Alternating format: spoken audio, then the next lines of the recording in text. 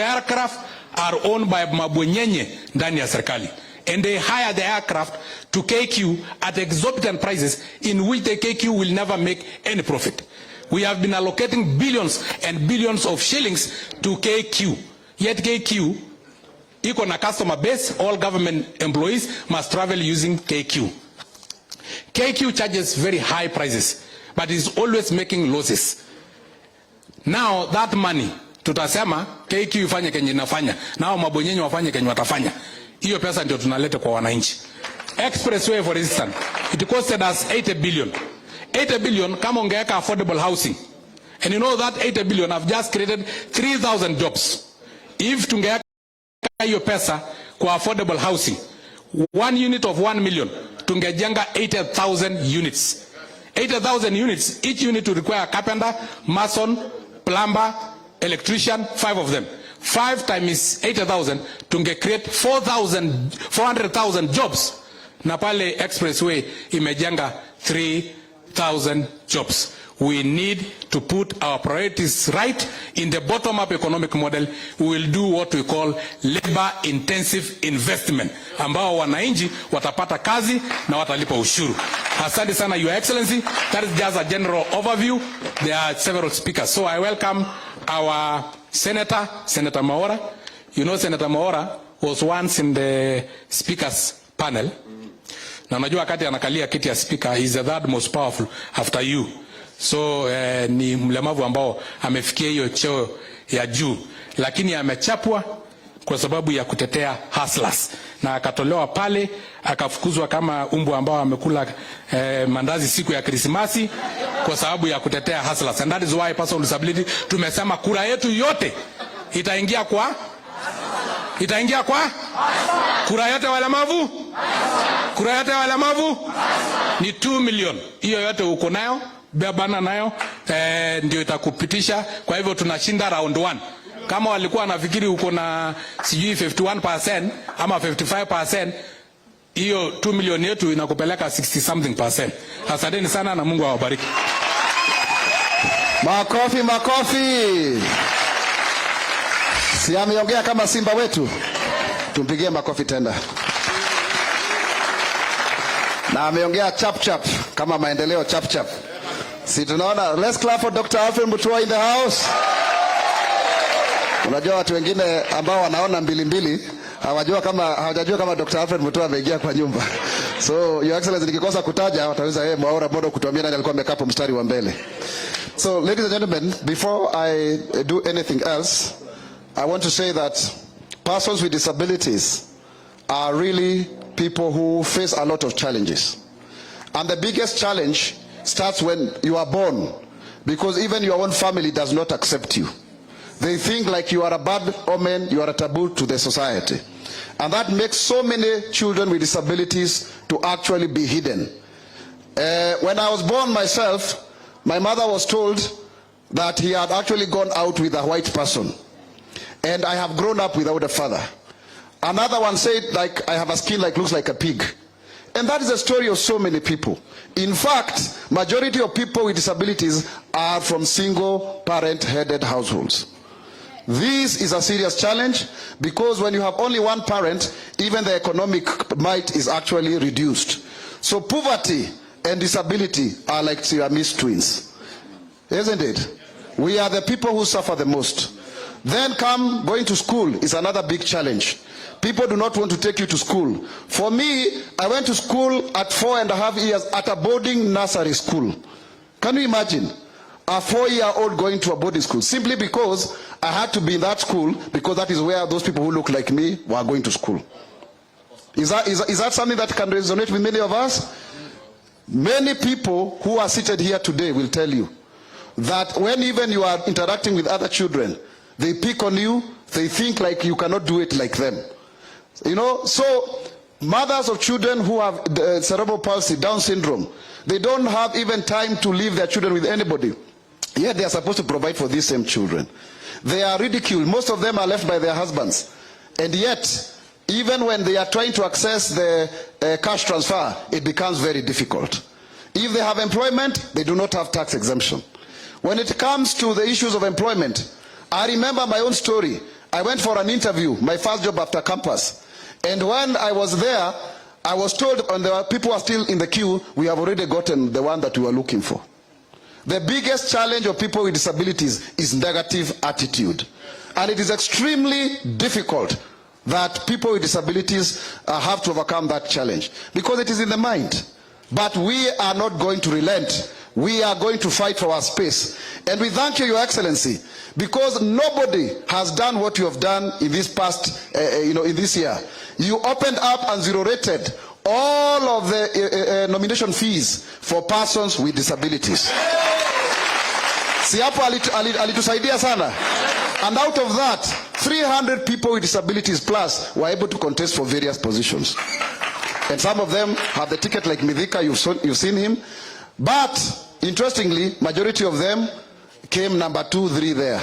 So we are still yet to go the whole hog. And we want to ask that in future, let there be deliberate affirmative action, so that persons with disabilities are not just waiting to be nominated. They too can be elected as members of county assemblies, as members of parliament, senators, and even after your reign, Your Excellency, one day we believe there shall be a president elected with disability. It is possible. Thank you, Your Excellency, for being the stepping ladder for that, because Sakok and I are very close to you. And many other people, even including my good brother here, Sonko, and Miriam and Abdi and others. And today, we are here to speak one language. We are here to speak the language of the economy. And as Bill Clinton said, it is the economy stupid. Kwame Nkrumah put it further earlier on and said, seek ye first the political kingdom, and everything shall be added unto you. Paraphrasing the book of Matthew. I want to say here and now, seek ye first the economic kingdom, and everything shall be added unto you. Persons with disabilities are the poorest of the poor. They are the ones who don't get jobs. They are the ones who get despised. So when we speak about the bottom-up economic model, there is no better example than a person with disability. Because we are even, down there, we walk with different style. Tunatembea style hiyo, tunaona mbili, tunaangalia. We are very different people. And we really struggle. When somebody is going 1 kilometer, the effort of that 1 kilometer, we have to try 10 times harder. So your message of the Hustler Nation resonates with the 10% of persons with disabilities that constitute the population of this republic. Out of 50 million people, there are 5 million strong people with disabilities. And we want to declare here and now that these 5 million, about 2 million who are voters, they will vote for His Excellency William Samoei Ruto. Ama namna gani watu wangu? So that we can be the one who will get 50 plus 1. Na Mheshimiwa William Ruto ukipata kura ya walemavu tayari ushaingia State House. In fact, hawa ni mahasla wenzako. Tutakuwa tunakula hapo. Na ile msemo ya kwamba mtu anaweza kutolewa mavumbini akaweza kula na wafalme, hawa walemavu watakuwa wanakula na wewe kama yule Mephibosheth ambaye alikuwa na yule Daudi katika Biblia. Ama namna gani? Siko sawa? Si itafanyika? Ama namna gani? Na sisi hatupangwi ngwi. Hatufanyi nini? Hatufanyi nini? We remain confident that your government is going to take care of us. So today, we are going to present to you several speakers that I'm going to call very shortly after your address. They will come to tell us each and every specific issue, about 10 or so issues, so that then they can be incorporated into our charter, which is a draft, which I've already shared with you, Your Excellency. And then we shall have a retreat to beef it up from the presentations today, which at some point, Your Excellency, we anticipate that then you will sign it officially, and it will form part and parcel of the Kenya Kwanza manifesto, so that when you get into government, you shall implement the true wishes and aspirations of persons with disabilities from the grassroots, indeed, from the bottom up. Finally, is to say that we shall not relent in standing up for what is right. As Mheshimiwa Sankok said, I was removed from parliament because of joining UDA, because of joining you. But even then, even when they tried to fight me, all the big people here, still God was on our side, and we won back and went back to the Senate. In the same way, we shall also, no matter how hard they push you, no matter how hard they try to push you aside and our team, we are winning this seat by the help of God. We are winning. Because we trust in a true and living God. They trust in chariots. We trust in God the Father. Are we together, watu wangu? Tuko hapo kabisa. So, Your Excellency, I just want to plead with you. Tuvumilie saa ingine tuko na maneno yetu ndogo ndogo hapa, saa ingine tunakasirika haraka, lakini kwa sababu ya kufinyiliwa. Ni vile tunafinyiliwa. Unasukumwa huku, so you come out forcefully. Kwa sababu sasa unashindwa kwa nini? Sasa nitapata space namna gani? There are people who just want us to be silent, quiet and very very appreciative and apologetic. But kwa sababu ya kutetea haki zetu, Your Excellency, tumezoea hii mambo ya kupambana. Kwa sababu tukikosa kupambana, hakuna kitu tutapata, tutakwisha. Na kama kuna mtu anajua kupambana nchi hii ambaye amepigana kabisa, ni nani mwingine ila si William Samoei Ruto. Wakati wa Moi tulikuwa tunasema tunafuata nyayo. Sitaki kusema hizo nyayo. Tunafuata mfano wako. You are our role model and our inspiration. Ama namna gani? Ambaye ameamka kutoka kuwa chicken seller na sasa anaenda kuwa president, ambaye hajawahi kuluza hata election moja. Kwa nini usichukue huyo kama role model yako jameni? Na umetufundisha sana. We are now in the William Ruto School of Politics. So with those many and few remarks, I want to finish by saying that we are determined to move forward. And as Martin Luther King Jr. said, if you cannot fly, walk, run. If you cannot run, walk. If you cannot walk, crawl. But whatever happens, keep moving. Keep moving forward. And because you epitomize that, may we all be upstanding let's be upstanding with those who come in welcoming number one, Chief Hustler, our incoming 4th President of the Republic of Kenya.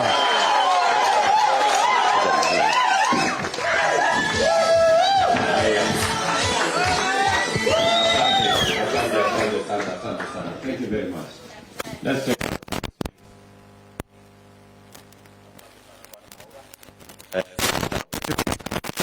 and we have my brother Alfred Mutua, the governor of Machakos, na marafiki wangu wote akiwemo huyu jamaa Sonko. Amjambo, karibuni sana katika mkutano huu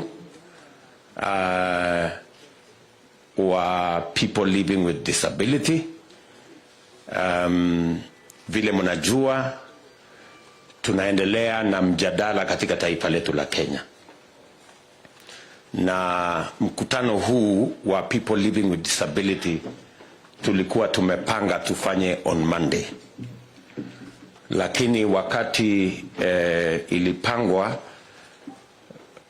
ofisi yangu akaniambia we should bring forward so that we listen to the people with disability earlier, and so that we can ensure that because your issues are unique, that we make sure that they are properly captured in the charter and also in our manifesto.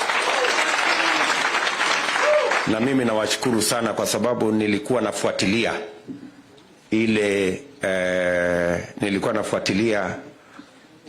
ile mjadala mmekuwa nayo, kwa sababu I know there has been a side engagement with people with disability. You have been working on your issues, and I am very happy that today we are able to bring those issues together here. We can then consolidate those issues into a charter, and then we can also make sure that those issues are in our manifesto. Mimi nataka niwashukuru sana kwa kuchukua muda wenu ili tuongee. Nafikiri hii ni mkutano ya 3 ya sisi kukutana na watu walemavu. Tulikuwa siku ingine, alafu tukakuja pale Karen. Siku hiyo Karen nilikuwa nangojea watu 300, nikapata watu 4,000. na nikajua mnajua kujipanga. Mimi najua mnajua kujipanga. So mbona tunaongea vile tunaongea leo? Sisi tulikubaliana ya kwamba siasa ya Kenya lazima ibadilike. Isiwe tu ni siasa ya viongozi na vyeo na mamlaka. Hapana. Iwe ni mambo ya wananchi, na wananchi pande zote, wakiwemo watu walemavu na mahitaji yao na aspirations yao na vile wanataka maisha yao ibadilike. Na ni kwa sababu tunaamini every idea counts. Na ndio tulibadilisha, badala ya kuandika manifesto na professionals kwa rooms tukitumia vitabu na makaratasi, tukasema wacha tuibadilishe, tuketi chini na wananchi wa Kenya na tuwasikize, because pale kwa mwananchi is where the rubber meets the road. There is no greater experience than experience ya mtu ambaye anaishi na ulemavu. So ndio tukaona tukuje tuketi chini na nyinyi, vile tumeketi chini na sekta zingine na Wakenya wote. Tumeketi chini na wananchi katika kila county. Tumebakisha karibu counties 10 peke yake, na tutafanya hiyo kabla ya next week. Na tunataka tuhakikishe ya kwamba manifesto ambayo tutakuwa nayo, agenda tutakuwa nayo, itakuwa ni agenda imezungumziwa na Wakenya. Sio agenda imeandikwa na professionals. Imezungumziwa na Wakenya. Wakenya wametoa mapendekezo, na ili tuhakikishe ya kwamba inatekelezwa, tutaiandika kama chata. Na mimi na viongozi wa Kenya Kwanza tutasign pamoja na watu wanaoishi na ulemavu. Ili kila mwaka tutakuwa na mkutano ya review. Ile tulikubaliana na nyinyi, ni nini tumetekeleza, ni nini hatujatekeleza, ili tuweze kuhakikisha ya kwamba baada ya miaka 5 mambo ya watu walemavu itakuwa imeshughulikiwa vile inavyopasa.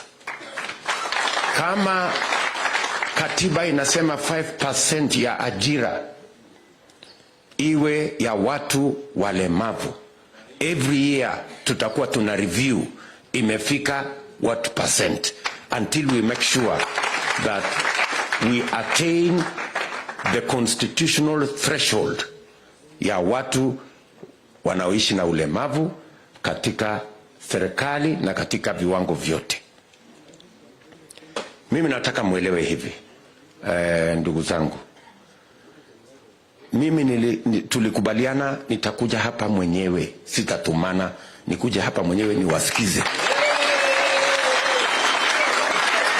Kwa sababu najua nyinyi mumesuffer a lot of prejudice. People living with disabilities suffer a lot of prejudice na madharau mingi.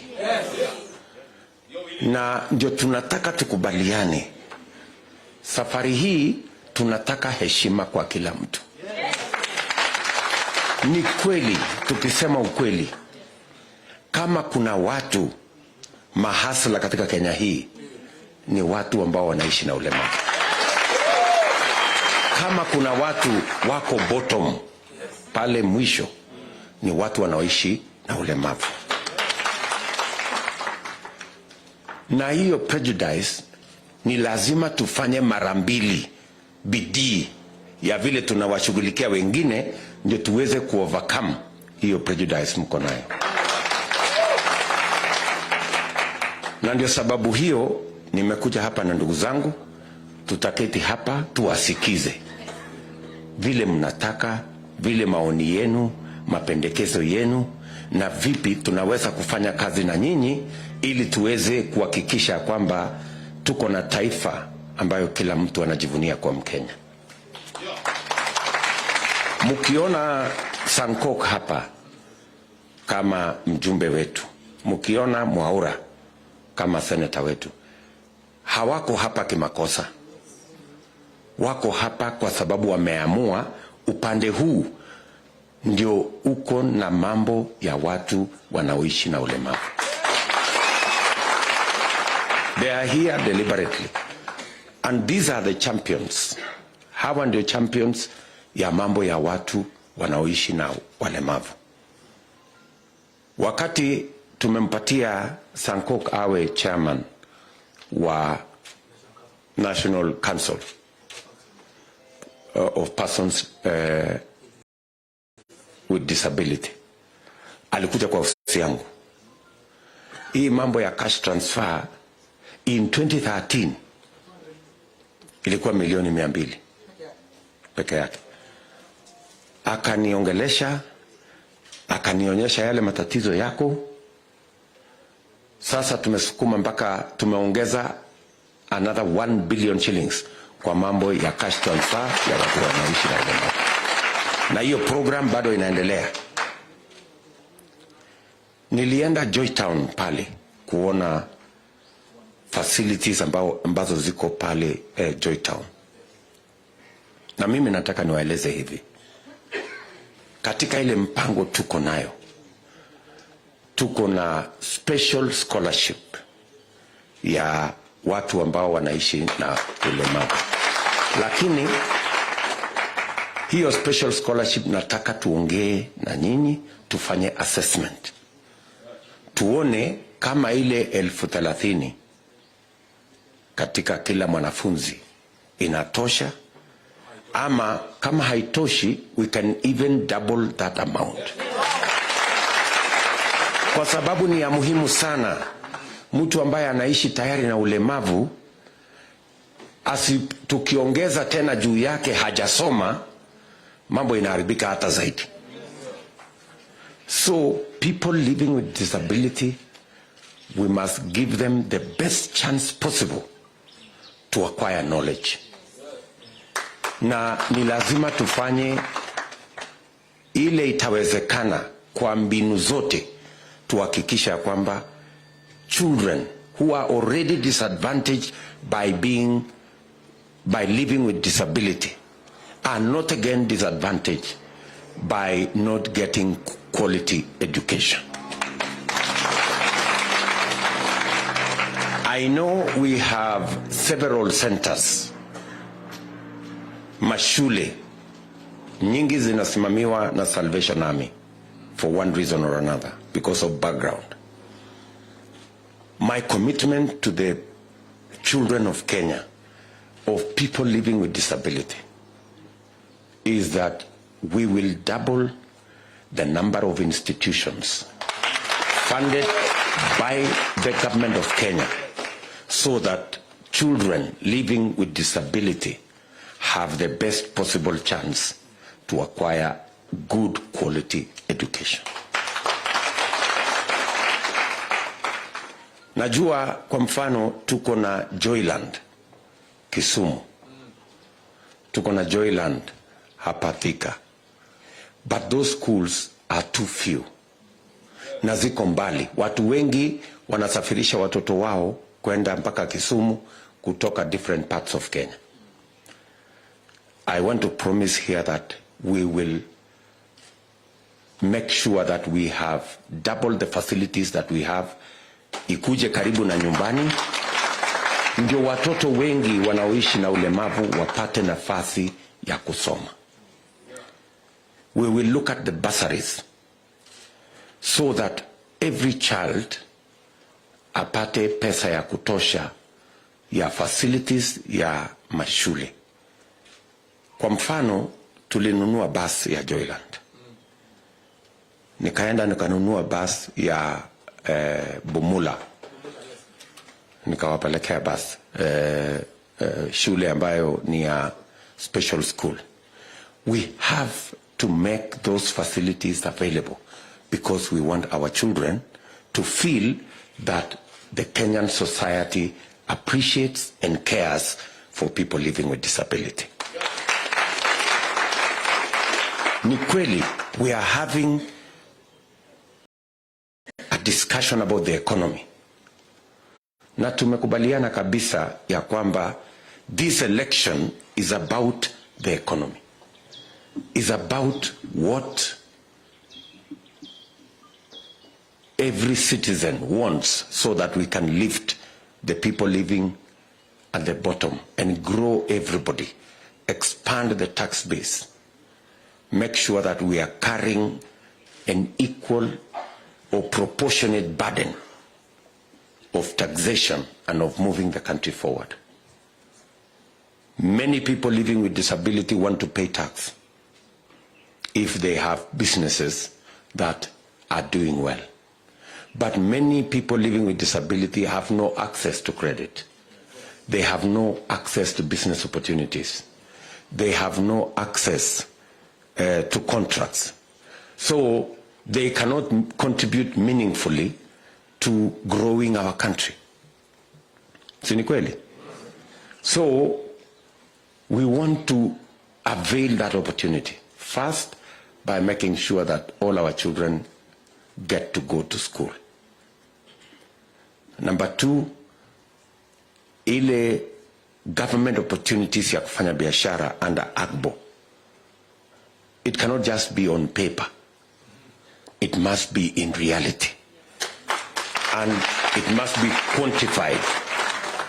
And that is why katika ile fund yetu ambayo tumesema ya micro and small enterprise tunaita Hustler Fund, tutasema ya kwamba wale walemavu wote watakao pata LPO, they will automatically qualify for funding from the Hustler Fund.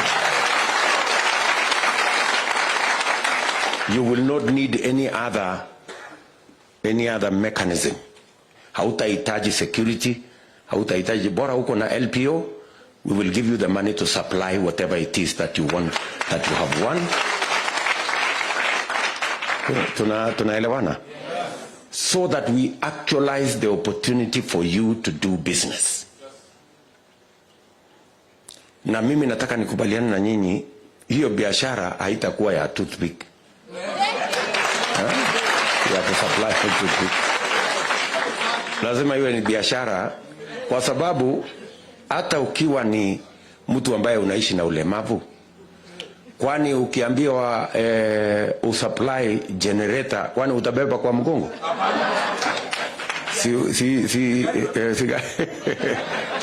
Sigari itabeba. So na inahitaji tu akili, si ndio? So we are going to be deliberate.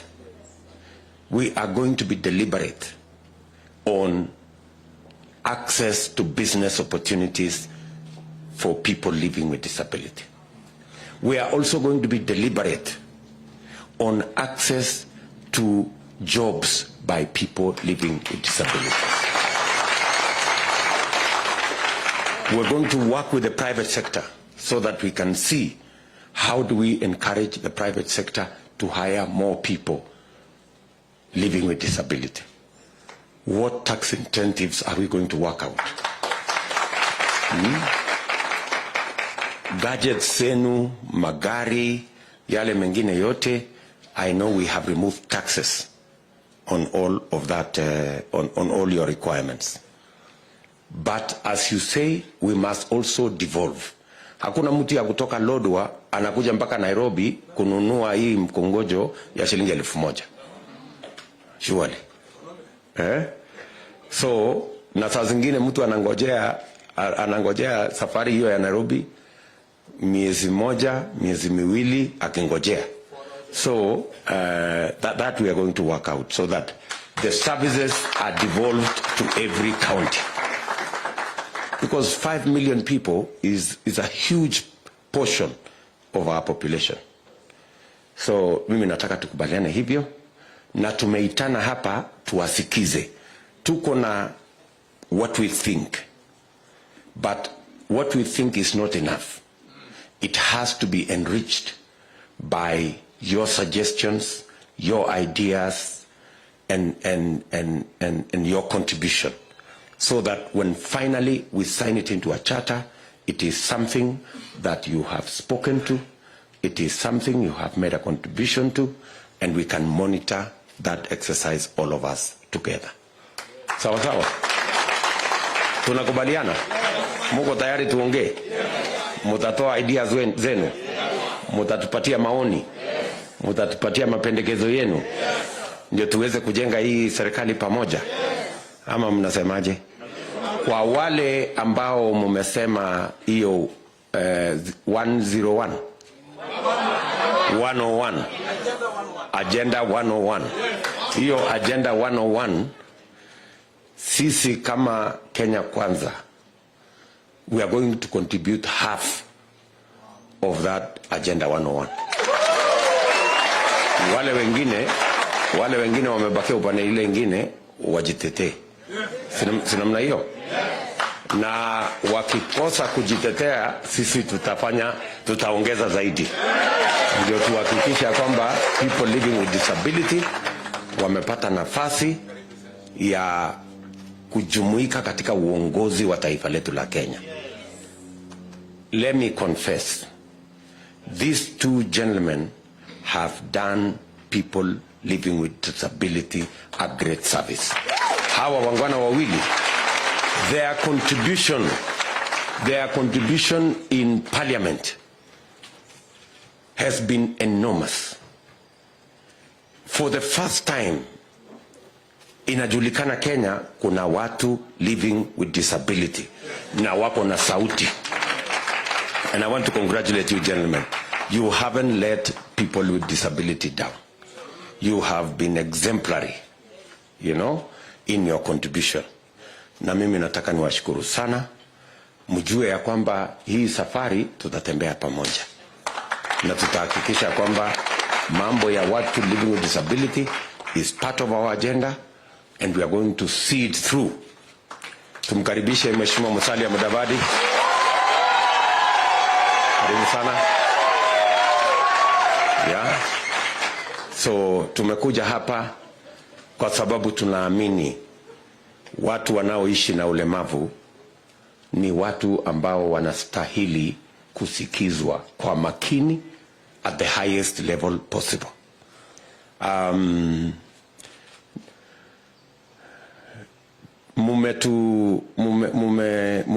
Tayari mumesema ya kwamba sisi ndio tulisema mtu ambaye anaishi na ulemavu, ile nomination fee for the first time in the history of Kenya hakuna mtu atalipa, kwa sababu tulikuwa tunataka kuona wale watu wengi wajitokeze ili wapewe nafasi ya kuwania viti mbalimbali.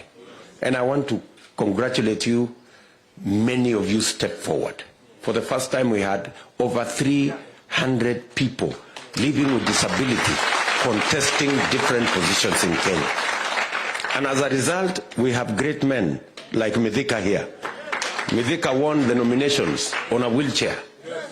Mpigeni makofi huyu muungano anaitwa Mithika. Tuko na jamaa wetu mmoja anaitwa Martin huko Bungoma. Anaitwa Martin Nyongeza aka investor. Hata yeye anawania kiti ya bunge, and I am sure he's going to win.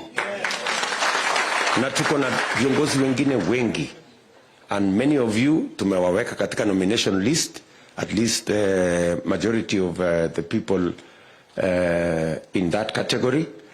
Na tutahakikisha kwamba kama kutakuwa na pengo tukienda mbele, we will make sure that we fill all the gaps so that we meet agenda 101. Na tutembee pamoja na nyinyi. Tunaelewana? So nawashukuru sana, karibuni katika hii mjadala. Tunangojea maoni yenu, tunaongojea mawazo yenu, tunaongojea ideas mko nazo ili tuweke katika manifesto, tuweke katika charter na tuweze kuyatekeleza kwa manufaa ya Wakenya wenzetu, hasa wale wanaishi na ulemavu. Asanteni sana na karibuni.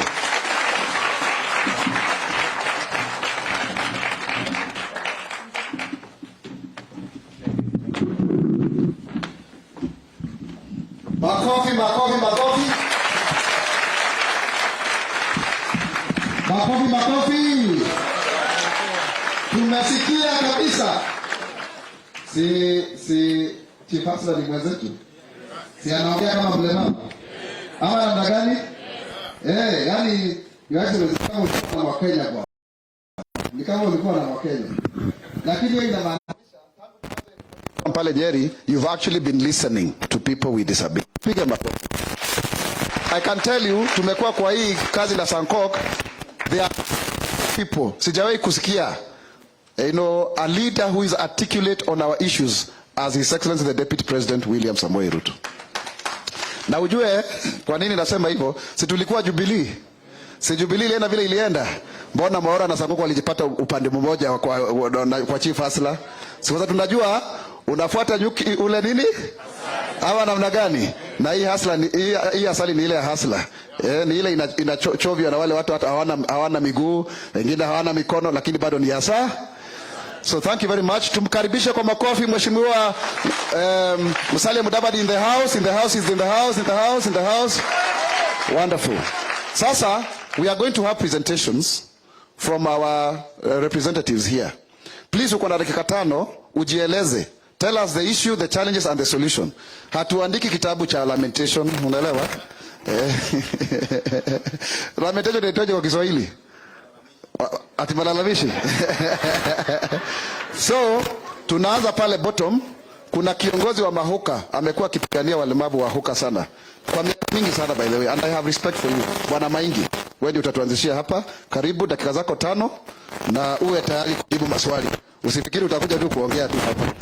So, mpigie makofi Bwana Maingi. Tuuza walking on a wheelchair is a very great man. You have the floor. Thank you.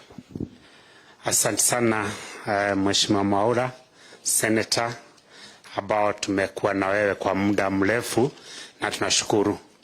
So, Naibu wa Rais Daktari William Samoei Ruto ambaye tunatarajia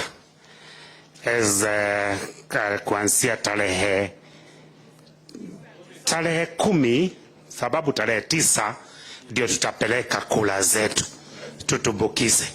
Kwa hivyo tarehe 10 saa 11 tunatarajia Bwana Chebukati atupatie the 5th President of the Republic of Kenya, na si mwingine ni William Samoei Ruto. Hiyo hatuna shaka daktari. Na kwa nini hatuna shaka? Ni kwa sababu umeshika group ambao hii ndio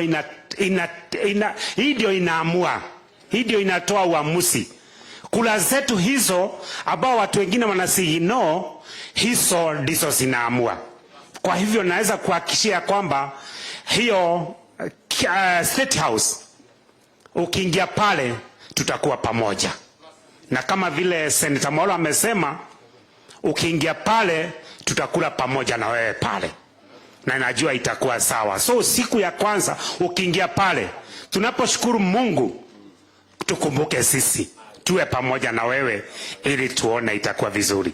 So kwa majina yangu naitwa Joel Mainge, ni mwenyekiti wa wachuuzi ambao tunafanya kazi katika jiji la Nairobi kwa muda, na si Nairobi peke yake, ni kwa sababu nimeenda maeneo mengi tukishirikiana na Mheshimiwa Mwaura wakati alikuwa katika National Council. Tumeenda kwingi tukijaribu kuona jinsi ambao walemavu wenzetu watasaidika. Na kwa hivyo nataka tu niseme mambo machache Mheshimiwa Rais. Ni Mheshimiwa Rais. Nimetangaza.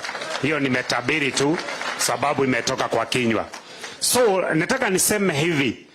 Kwa mambo ambao pengine tunayapitia tukiwa katika Nairobi, tumeyapata iko katika maeneo mengine, na hasa katika county zile ambazo ni kubwa kama Mombasa, Kisumu, Kakamega, Kitale. Unapata watu wengi wanapitia ile shida ambao tunazipitia kwa pamoja. Na shida ya kwanza ambao Mheshimiwa Rais naweza kuambia ambao imetupata ni askari wa county. Sasa ni wa county, bereni tulikuwa tunaita wa balasa, lakini sasa ni wa county. Hao ndio wanaangamiza biashara zetu za walemavu. Na kupitia pale unapata tunapojaribu kuinuka, Mheshimiwa Naibu ya Rais, hatupandi juu. Kwa sababu tunapoweka kazi zetu, tunapoenda kufika angalau 5,000, hizo kazi zinabebwa zote na zinaisha zote na tunarudi square one. Tunaanza kuomba msaada kwa relatives ili tuweze kuweka kazi tena, tunaanzia pale 500. Kwa hivyo Naibu Rais, tunaweza sema hivi, kwa sababu umekuja na njia na hii njia itasaidia. Kitu ya kwanza ningeomba, ukiwa rais kuanzia tarehe 10, nitaomba tu ya kwamba all the governors, tuko na Alfred Mutua hapa na wengine wote, na hapa Nairobi tunajua ya kwamba tutakuwa na governor ambaye atakuwa upande wetu, ambaye ni Senator Sakaja. So ni kwa sababu pale na Mheshimiwa Rais utakuwa na usemi, ningeomba hiyo mambo ya harassment ya wafanyi biashara itakuwa ya mwisho na itakoma, ili kazi zetu siweze kuendelea na tuweze kujibuni kimaisha na familia zetu ziweze kusimama. Ni kwa sababu Naibu wa Rais, nataka tuseme tu kidogo ya kwamba unapata kwa sababu ya zile kazi tunapitia, watoto wetu hawapati hiyo masomo. Ni kwa sababu hatuwezi kuafford vizuri. Tunapoendelea kazi zetu zikienda, watoto wetu wanarudi nyumbani. Kwa hivyo unapata watoto wa mchuuzi mwishowe anaishia tu kuwa mchuuzi. So na tukipata nafasi nzuri, nafikiri hiyo kazi itaenda vizuri. Naibu wa Rais, naweza kusema ya kwamba kwa sababu umetuambia na umekuja na business fund. Hii business fund naamini ya kwamba itasaidia mahali pakubwa sana. Na nataka kuomba hivi, kwa sababu sisi kama walemavu most of the time hatuna collateral ya kusimamia hizo vitu, na ndio maana hatuwezi pata fedha katika banki zile ambazo zina operate, kwa sababu hakuna kitu ambao tunapata. Lakini vile ambao umekuja, ningeomba katika zile hiyo fund, business fund ambao utaweka aside, kama vile Mheshimiwa Sankoko aliomba, wacha kuwe na fund ambao itakuwa specific ya persons with disability, ya kwamba tukienda pale hakuna kitu ambao tunaitishwa, na vile vile itakuwa ya urahisi. Ni kwa sababu kama vile tunafanya biashara, tukipitia governor, wale ambao watakuwa, tutapewa identity cards katika county ambazo tunafanyia biashara, na zile identity card wacha siwe ndio sitaruhusu kuchukua zile fund ambao sitakuwa zimewekwa kando, na sitasaidia biashara zetu siweze kuendelea vizuri. Naibu wa Rais, naweza kuambia sisi tunakosa kuendelea kwa mambo machache, na jambo la kwanza ambalo linafanya tukose kuendelea vizuri ni kukosa kusimamiwa vizuri, lack of proper representation. Tukipata the proper representation, nafikiri tutaenda vizuri. Sasa hii tunajifunia tuko na Mwaura na tuko na Sankok katika National Assembly na Senate, but in most of the counties hatuna representative.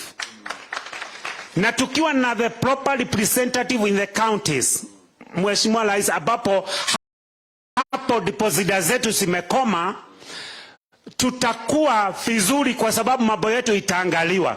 Na tukipata the proper representative in the county assemblies, then in the county sectors, katika ministries of county, then tuwe na representative ambao wataturepresent pale. Na ningeomba tukiendelea pale, ningeomba kwa sababu tumeangamizwa sana, Bwana Naibu wa Rais, ya kwamba leo hii tunapata tuko katika ministry ya sports, mara tumetolewa ya sport, tumewekwa katika ministry ya labor.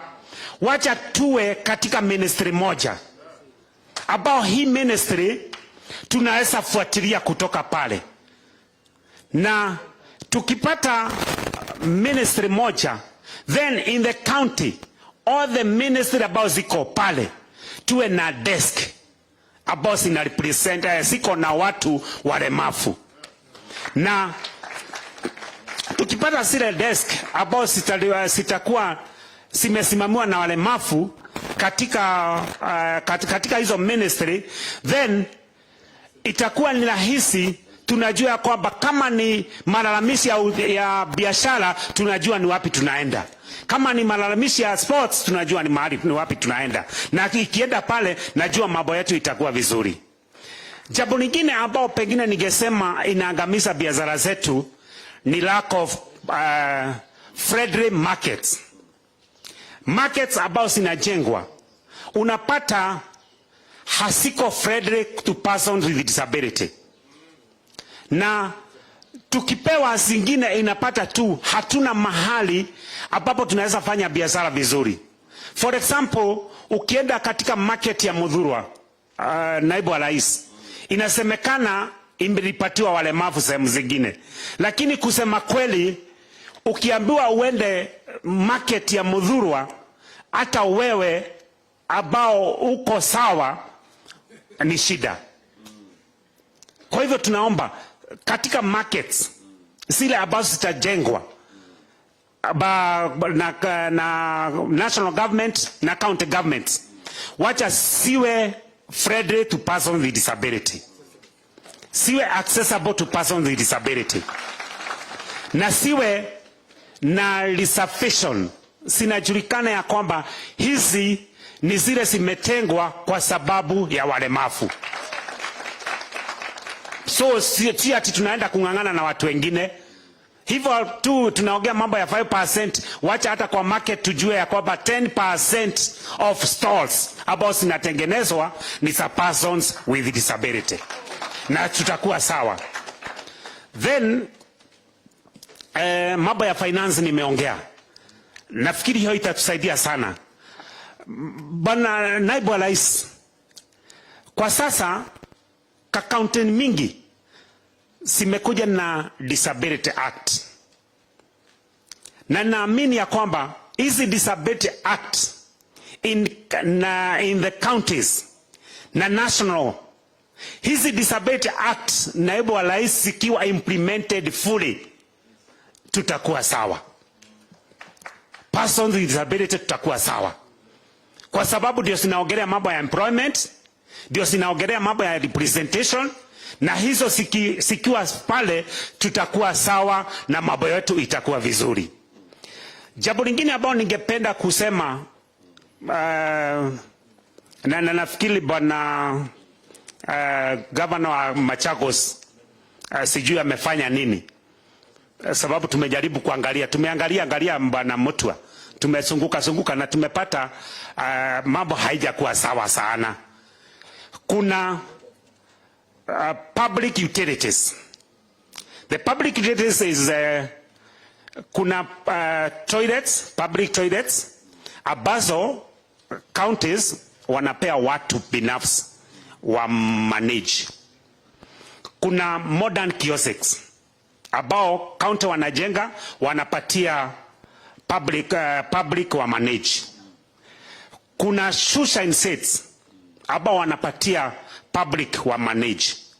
So ningeomba katika serikali ya Kenya Kwanza, naibu wa rais, hizi vitu siwe fair distributed. Hata walemavu tunaweza manage. Tunaweza manage choo, tunaweza manage modern kiosks, tunaweza piga viatu rangi. Na in fact, bwana naibu wa rais, hizo kazi ambazo ni rahisi sinafaa zipewe walemavu. For example, kama Nairobi tuko na kama choo 30. Hizo choo 30, 20 sikipewa walemavu, hata beggars wameisha. Tukipewa shoe shines, tukipewa modern kiosk, mambo ya shida hatutaiba tena, itakuwa sawa. So mimi ningeomba hivi, Bwana Naibu wa Rais, nikimaliza mambo ya tax exemption, tunaangalia na tunaona ya kwamba mostly inaangazia wale watu ambao wanafanya wameandikwa. Wafanyi biashara hatuangalii pande hiyo, mambo ya tax exemption. So ningeomba mambo ya tax exemption, especially sisi, sababu umekuja na mambo ya FAD. Wacha hii FAD, tukipata tunaweza kuimport hizo vitu ambazo ni za biashara. Wacha hizi vitu ambao tuna import ambao ni za biashara, isiwe tu ni gari yangu ya kutembea, hata nikitaka kuimport gari ya biashara iwe ni tax free. Ndio ni enjoy kama yule mlemavu mwingine. Na nafikiri nikifanya hivyo itakuwa vizuri. Na nafikiri nitafikisha hapo kwa sasa, na nashukuru kwa kunisikiza. Mungu awabariki, awatendee mema. Thank you. Makofi. Yeah, thank you sana. Oh, thank you. Okay. Thank you, Bwana Mainge. Yes. Thank you, Bwana Mainge. Sasa umependekeza Bwana Mainge ya kwamba zile masoko tunajenga, kwa mfano tuko na mpango ya kujenga soko 20 hapa Nairobi.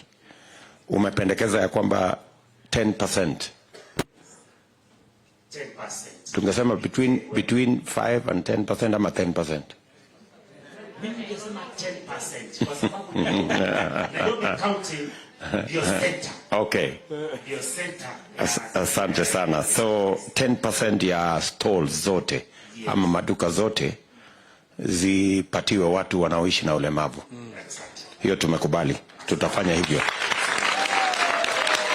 Pia katika ile mpango yetu ya housing, kwa sababu mpango kubwa tuko nayo kama Kenya Kwanza ni kutumia low cost housing, social housing kutengeneza ajira kwa vijana wa taifa letu la Kenya.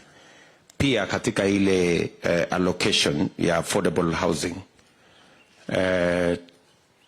tutapendekeza ya kwamba watu walemavu wakuwe considered at least minimum 5%, lakini vile vile ziwe katika zile ground floor, ndio wasiwe na challenge ya kupanda mastairs. Mumesema ya kwamba mnataka pia representation, ndio mkuwe na sauti. Mimi nakubaliana na nyinyi kwa sababu leo tuko na representatives katika ambaye county assembly ambaye za Kenya tuko na 37 people living with disability only, lakini ingetakikana watu 94. So we have a gap of almost 50 people living with disability. Mimi nataka nikuhakikishia kwamba serikali ya Kenya Kwanza tutafanya kazi na IEBC tuhakikishe ya kwamba every county iko na the constitutional requirement of 2 members of the people living with disability in counties, in the county assembly. Na nimesema Kenya Kwanza alone tutahakikisha kwamba tuko na 47. Alafu we will push the other people to make sure that people living with disability wanapata nafasi ya kujieleza katika county assembly vile wako na nafasi ya kujieleza katika national assembly. Alafu jambo la tatu, na hiyo mambo yote tutaweka katika chata yetu na nyinyi. Jambo la tatu, tulikuwa na ndugu yangu Musalia kule Kakamega, na watu wanaoishi na ulemavu wa Kakamega walituambia ya kwamba walisukuma county assembly ya Kakamega kupitisha People Living with Disability Act, lakini haikufaulu. Serikali yetu ya Kenya Kwanza tutahakikisha kwamba within the first 2 years every county assembly in Kenya lazima iwe imepitisha sheria ya people living with disability, ili kuchukua yale mambo yote umesema, vile watashughulikiwa, kama kuna jengwa stalls, kama kuna business opportunity, kama kuna nafasi ya ajira. Hiyo ndio njia ya pekee tunaweza kufikia ile 5%, wakati kila county assembly watapitisha sheria, ili tuhakikisha kwamba mnapata nafasi za ajira, mnapata nafasi za biashara katika kila county. Tunakubaliana? So undertaking ya serikali ya Kenya Kwanza ni kwamba within 2 years tutahakikisha kila county assembly imepitisha sheria ama act ya Disability Act in every county. Tunakubaliana? Tungependa tusikize mambo ya business permit. Tunataka tuongee pamoja na nyinyi tujue ni vipi tunaweza kuwasaidia watu wanaoishi na ulemavu. This we are going to encourage county by county. Kama inawezekana business permit ya mwaka wa kwanza ama at least miaka miwili iwe free kwa watu wanaoishi na ulemavu, ndio waanzishe hiyo biashara. Wasikuwe na vikwazo mingi kuanzisha hiyo biashara, alafu tutajua vile ya kuwashughulikia pale mbele. Vile vile mimi nimekuwa nikisupport Pure International Hospital ambaye nachangia kurekebisha disabilities kama ile bow leg, cleft palate na mambo yale mengine. Tumejaribu sana kusaidiana na other stakeholders. Mimi nataka niseme ya kwamba under Kenya Kwanza tutakubaliana, tutakuwa na MOU na hiyo hospitali, ili tuweke pesa ya serikali kupunguza ile gharama watu wanaoishi na ulemavu wanalipa pale, ndio tuweze kuwashughulikia wale walio wengi. Sawa sawa. Thank you very much Bwana Mainge.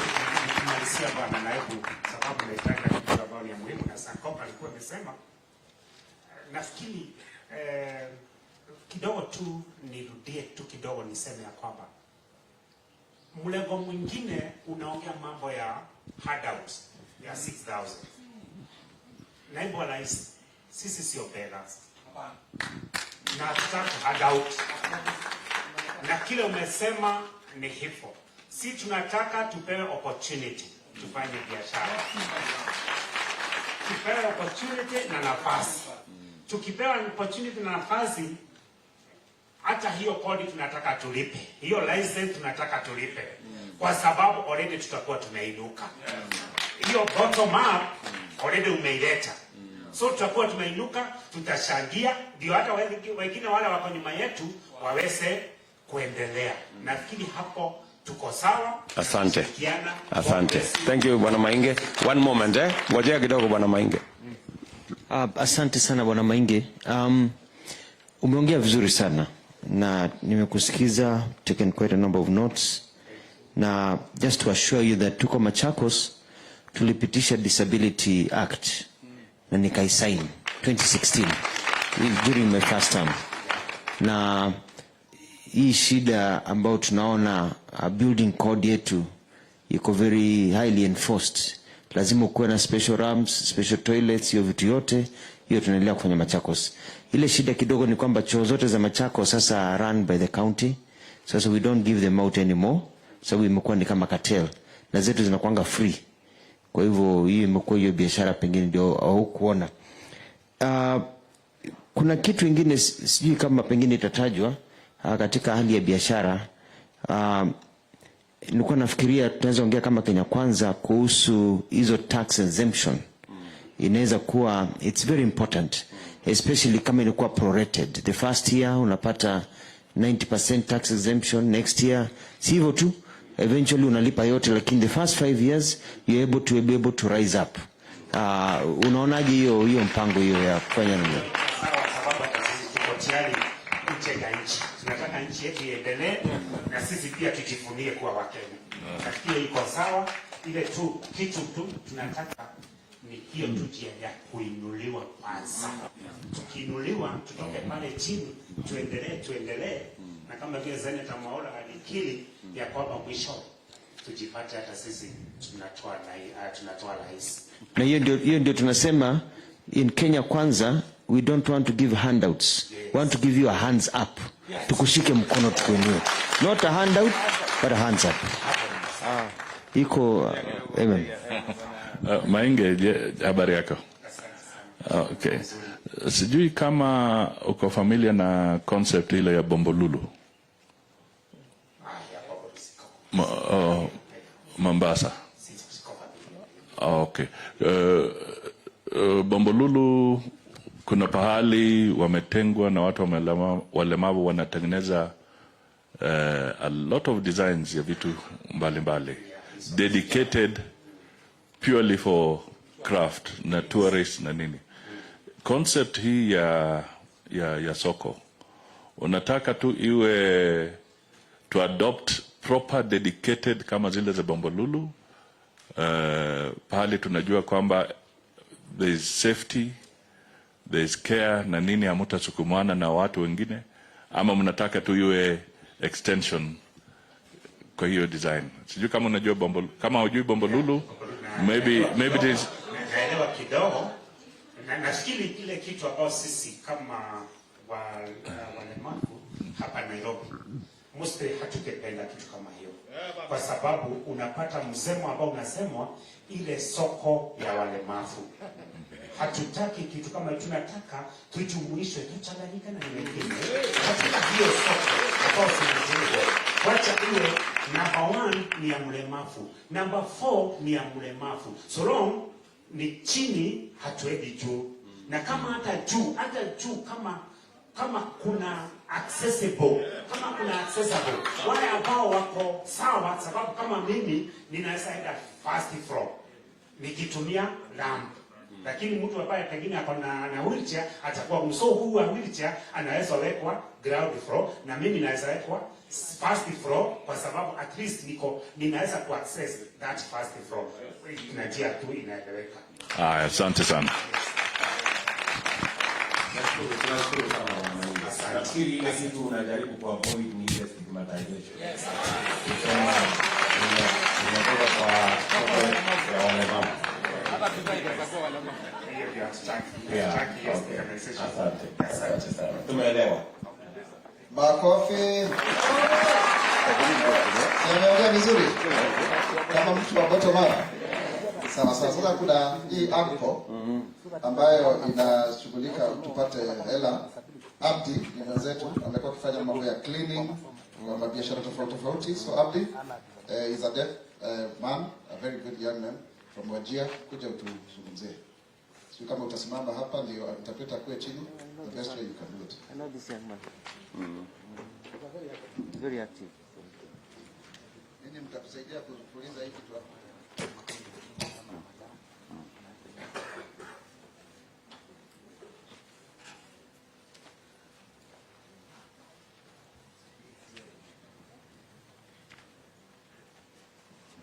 The Deputy President of the Republic of Kenya, Honorable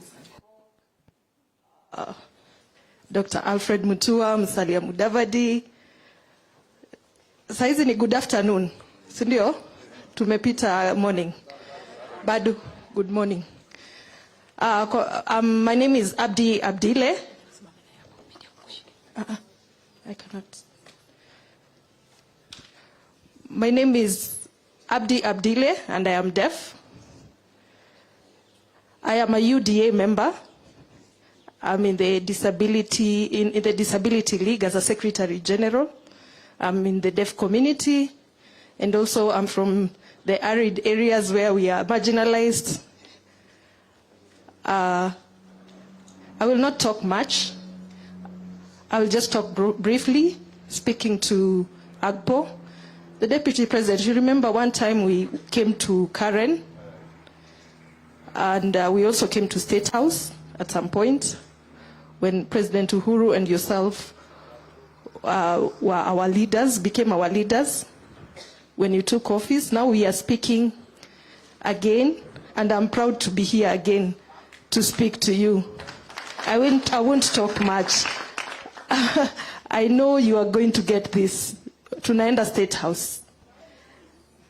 Let me talk on the issue of AGPO, access to government procurement opportunities. Yes, for persons with disabilities. We have the reservation of 30% for the special interest groups, the youth, women, and persons with disabilities. So this 30% has not been achieved. I can be very honest. It hasn't been achieved. Sometimes we see advertisements for tender at KICC. So persons with disabilities are ready to come for the interview, but when I come, I find like the power has gone off and I'm supposed to go using the lift to discuss. People discuss already going on in the meeting, and I'm not able even to access the meeting. So there's nothing I can achieve from that. When we say the tenders are ready for persons with disabilities and we are told to apply, but we are only given tissue papers, 20,000 tenders, or just these small oils. My wife keeps laughing at me because I only get tenders of toothpicks and all that. So we need, bottom up, we need these big tenders. We are able to deliver. We need to achieve this. We can also drive these Prados that we are seeing people driving out here. So once I win a tender, then I'm awarded an LPO or an LSO, then I go to the bank to get a loan. I'm a person with disability or on a wheelchair. The bank says you are not able to get a loan. How will you pay our loan back? You cannot pay our loan back. When I'm deaf and I want to access the banking facilities, they ignore. The communication challenge is there. So it's a big challenge. So when I go to the National Council for Persons with Disabilities, they say our money is there. We have, maybe I get a 2 million tender, but the limit is 500,000 at the National Council. So again, I am stuck. So I cannot move. So, when a Deputy President, after you get this seat, please help us. In the LPO financing, I've exhausted that. Let me talk on another issue of the deaf. In our deaf culture, we are very visual.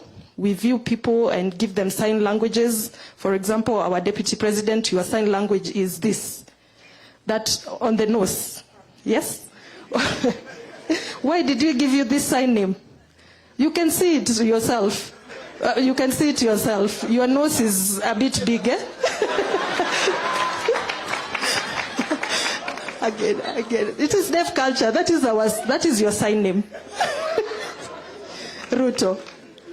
Yes. Mudavadi. This is your sign. Because you have that mustache with you on you.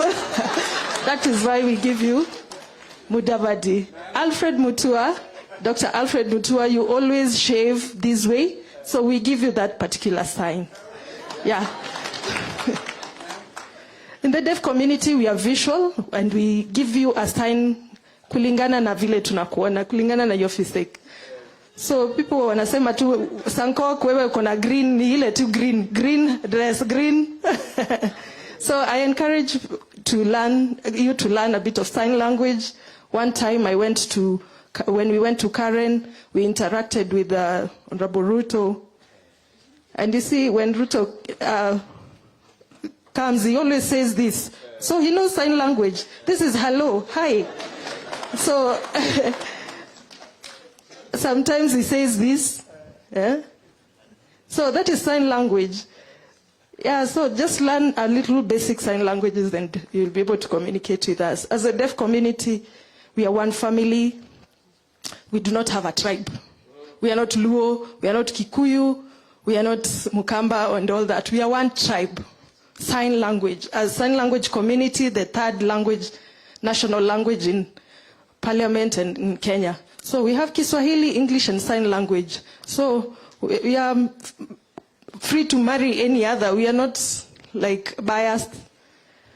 The pastor who led us in prayers is around 70 years. And also, we respect our elders. We go to them. So we have other two elders who are becoming presidents, Waze. So I do not know, they cannot even use sign language. If they don't have time for us. We cannot vote for that, Mrengo. We will vote for Ruto, who is young and is able to sign, is energetic, is able to work with us. Thank you very much.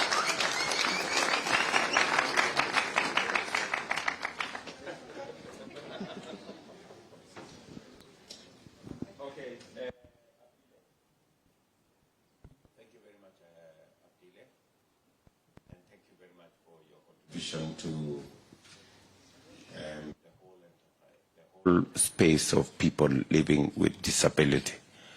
I know you have pushed us in UDA and Kenya Kwanza and to open up space for people living with disability. And I want to promise you that we will keep our word.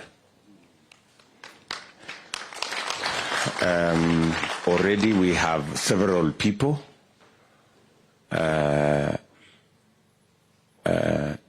already we have several people who are deaf, like yourself, in our list of nominees that will become members of county assemblies. So the county assemblies have no choice now than to have interpreters in those places. Now, you said. Oh, asante. So,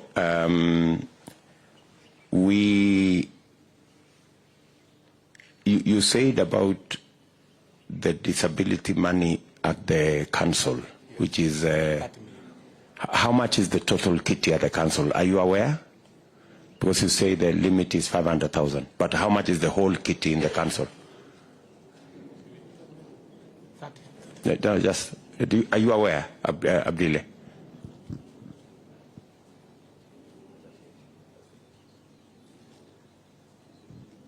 At the council, where the disability money, are you aware? It's 30 million. For the whole, for every county or for everybody? For the whole, yes, for the whole country. For the whole country? Yes. 200 million for the whole? No. 1.8 for the whole country. 1.8. Agbo. For Agbo is how much? 30 million. But then the whole kitty for all the other things is 1.8 billion. That is the money that is available for them. So, apart from that 1.8 billion, so just for satisfying the Agbo component, we're going to make it available out of our 50 billion.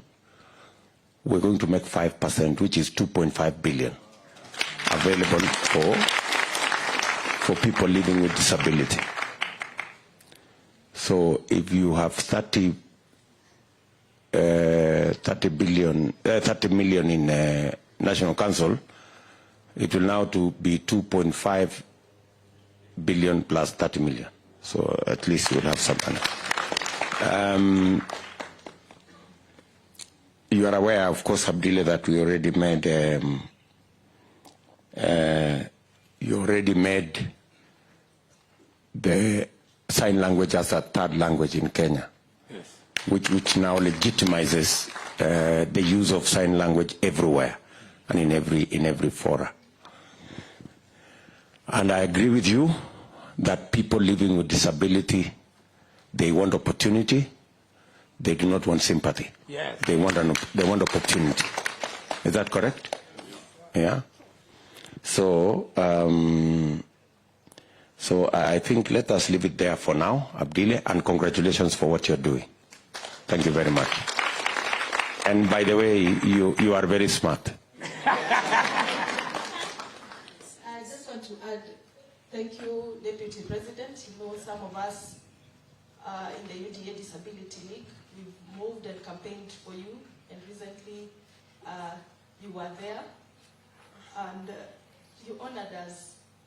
Please give us one vehicle for disability and interpret us to go down and campaign for you more. Okay, I will. By next week you will have a car.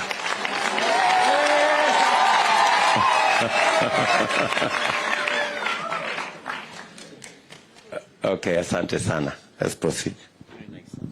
Makofi. Si tunaenda vizuri? Are we getting very good representation? Thank you very much. Now, Daniel Omeno, you are the one next. Baada ya Daniel Omeno, Bridget Songok, be ready so that ukue umejitayarisha. Saidia hii dayasi kuja hapa. Omeno, karibu. Somebody can help me with.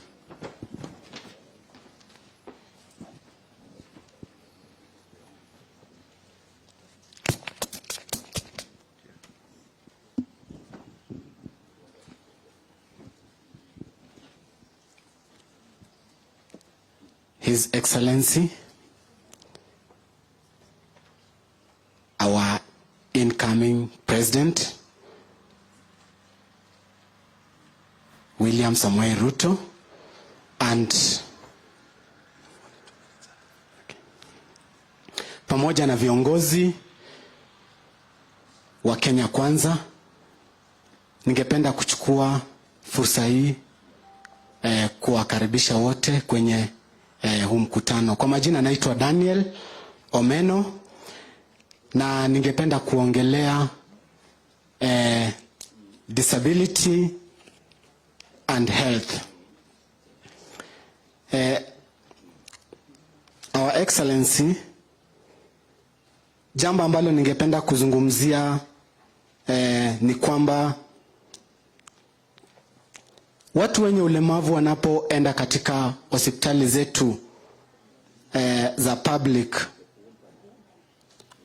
kuna vile wanatelekezwa, hawakui handled vizuri kama watu wale wengine. Unapata kwamba watu wenye ulemavu wamewachwa pale, hakuna mtu ambaye anawashughulikia, hakuna daktari ambaye anafikiria ya kwamba huyu mtu mlemavu anahitaji usaidizi ama amekuja kupata matibabu, na inakuwa ni challenge kwa watu wenye ulemavu. Utapata ya kwamba hata watu wenye ulemavu akienda pale, tuseme ni a woman mwenye ako na mimba, madaktari wanaanza kushangaa, wanaanza kucheka kwamba haya, hata hao walemavu wanakuwa wajawazito na anakosa kuhudumiwa. Tungependa Bwana President, unapochukua hatamu uweze kuangalia maslahi ya watu wenye ulemavu katika mahospitali zetu, waweze kukuwa na ile dignity wanapoenda kutibiwa. Jambo la pili ambalo nitazungumzia ni medical bills. Kama kweli tujuavyo na vile tumesema ya kwamba watu wenye ulemavu ni mahustlers. They are real hustlers. Unapata ya kwamba tukienda pale hospitali kutibiwa, kuna gharama kubwa ambayo tunakuwa nayo, na kuweza kulipa zile bills inakuwa ni shida. tunawekwa pale hospitalini kwa sababu hatujaweza kulipa zile bills. Ningeomba our president, wakati utachukua usukani, uweze kuangalia kwamba kila mlemavu akuwe na NHIF ambayo inaweza kumcover anapoenda akipresent ile NHIF card, aweze kutibiwa na aweze kupata matibabu inavyostahili kama watu wale wengine. Bwana President, ningependa kushukuru kwanza kabisa. I remember very well when we had the first ever Mr. and Miss Albinism in 2016. We invited you to be the guest of honor, and when we invited you, actually ulikuwa na moyo katika watu wenye albinism, na uliweza kutusaidia, na tunakushukuru kwa kazi nzuri ambayo unayoifanya, na tunajua kwamba unapochukua hatamu unaenda kufanya mambo ambayo ni makubwa. Ningependa kusema ya kwamba tuko na changamoto kama watu ambao wako na albinism. Kwanza kabisa tuko affected tukienda kwa jua. Ninakushukuru uliitisha huu mkutano na ukaweka hema na uliconsider persons with albinism, kwa sababu tukiwa kwa jua tunapata skin cancer, na people with albinism suffer a lot from skin cancer. The money that has been allocated for persons with albinism, it's less.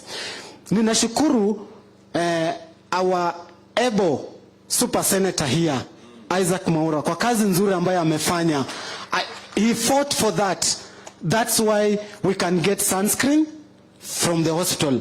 But I want to assure you, our president, the money that has been allocated is still little. Compare when it was allocated for 3,000 people, persons with albinism. But now it's 3 times of the number. But still, we have to cater for ourselves, of which is a challenge. Some people don't get sunscreens. Some people are not treated for skin cancer. Recently, we have lost around 3 persons with albinism from skin cancer. And if we don't take care, our people are going to die. So, through your government, Mheshimiwa, we ask you to consider not only albinism. We have other types of disabilities when they are suffering from different types of diseases that they can't be able to manage. They can't be able to take care of them. Kindly look into that. Number 3 and the last one. Persons with albinism have devices, and these devices are costly. We can't be able to manage. As Mheshimiwa Sankok said, crutches are 1,000. When someone applies for crutches and is in Bondo, na apply kukuja National Council kupata those crutches, it is difficult for this person. We ask your government kindly try and see that these devices, be it crutches, wheelchairs, earring devices, zinatakiwa zikuwe tax exempted, kwa sababu zinasaidia, hizo ndio kama like zinatu support in all ways. Kindly look into that, na tutaweza kusaidika kama watu ambao wako na ulemavu. Thank you so much, and may God bless you. And we know you are the 5th president. Come 10th August. Thank you so much. Bwana Omeno. Yes, President. Thank you. Mzuri sana. Tumekusikia sana kwa makini, na nakubaliana na wewe ya kwamba everybody must be treated with dignity, vile umesema. Na nafikiri ya kwamba tutaongea na washikadau wote, people in hospitals and people everywhere, so that they are sensitive about what they say and how they treat people living with disability. Ili tuondoe ile kidogo ni inaonekana kama madharau. Yeah. Na ni kweli unajua mtu akienda mama mjamzito ameenda hospitali na pengine anaishi na ulemavu, watu wanaanza kuongea mambo ambayo hayapaswi. So tunakubaliana na wewe hapo, and maybe in our curriculum we will have to think of how to ensure that there is sufficient training of all government workers to make sure that they are sensitive to dealing with people living with disability. Jambo la pili, umesema ya kwamba watu wanaoishi na ulemavu wasaidike na mambo ya NHIF, wawe na NHIF cards ili waweze kupata matibabu.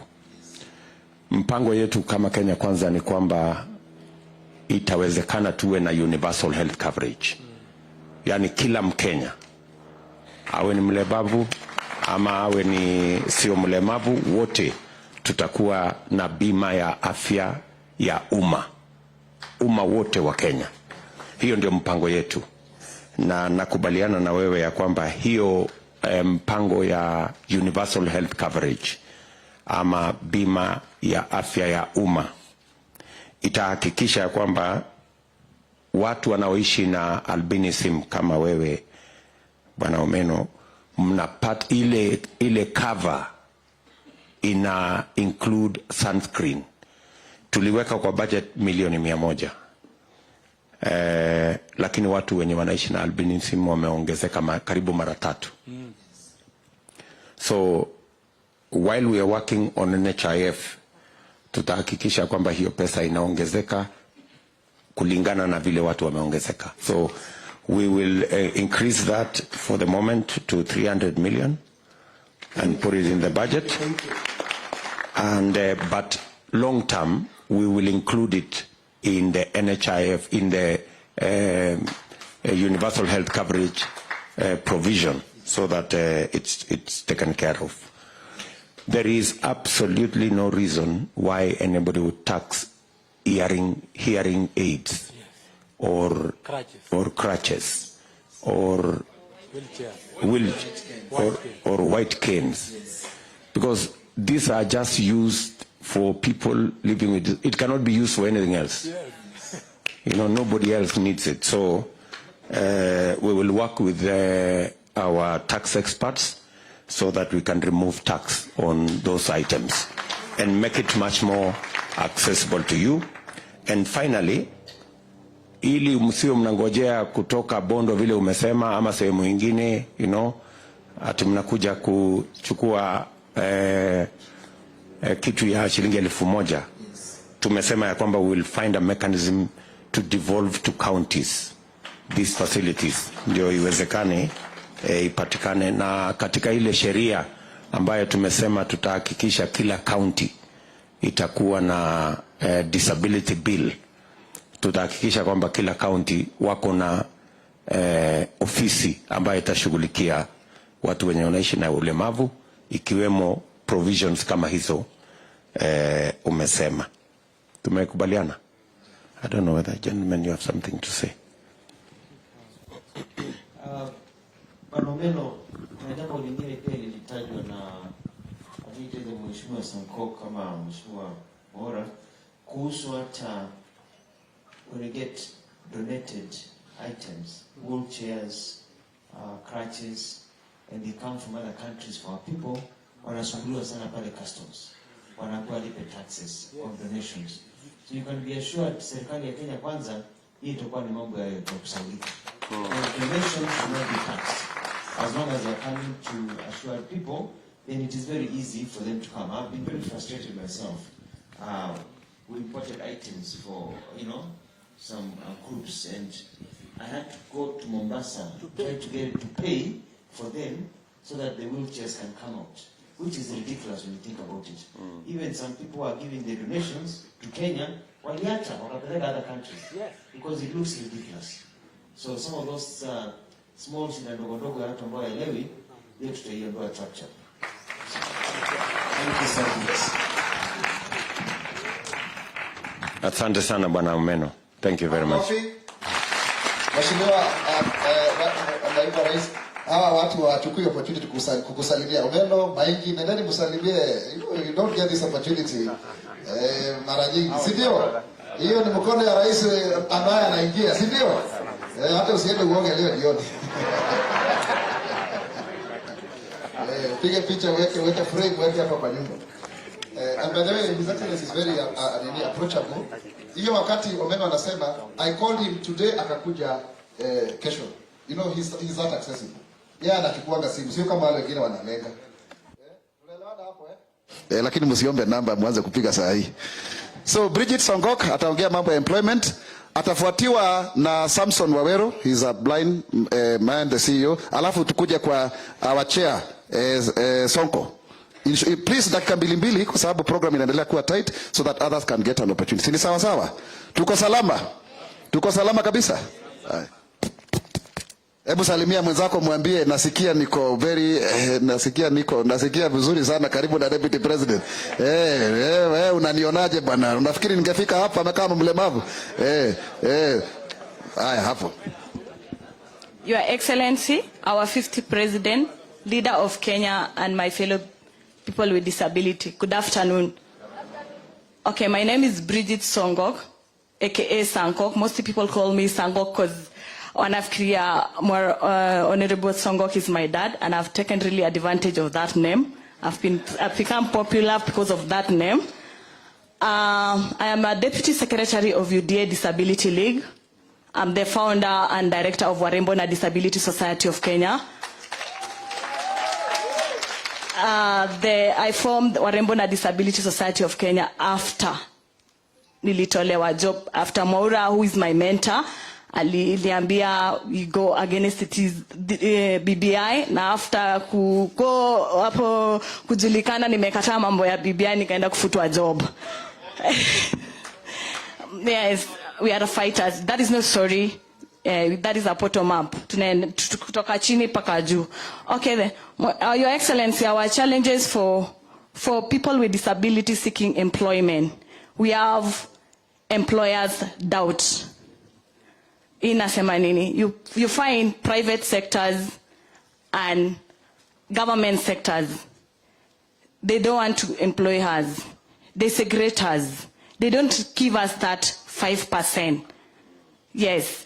So because already in chapter 54 tumeambiwa tunapewa 5%, but tunapata hizo private sector and public sector, they don't give us. Mheshimiwa, Your Excellency, our President, in your government, as you had promised us Agenda 101, can you please give us CAC in counties? Each should be person with disability. Can you give us at least 15 ambassadors for people with disability? Yes, kwa nini ikuwe moja? Why don't you give us even 5 or 2? Yes. Again, the challenges that we encounter as people with disability not to have a job is education, lack of education. As you had my mentor, Honorable Maura, alianza shule akiwa na 4 years. Some of us here walianza shule na 15 years. Not because kunikupenda kwetu, because we live in a poverty. Our family cannot provide us. The stigma, like my family hataki kuniona nikienda shule because that shame. Your Excellency, your government should give us bursaries. Schools should be accommodative so that when we go to school, we are able to get employment.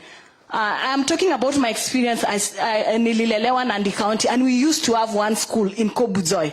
So unaenda unapata vacancy imejaa, walemavu wamejaa. So unabidi unungoje wengine wamalize nje upate vacancy. So Your Excellency, we need more schools for people with disability. And ukipata mtu mwenye ako na degree, because most of us we have degree, lucrative degree, you find the employers employ the high school more than us. Yes, we need even TFE to be accommodative to people with disability. Mtu mwenzangu mlemavu mwenzangu akienda na hiyo certificate ya TFE is able to be employed. Another one is transportation and accommodation. Like most people with disability, the environment for employment is not friendly.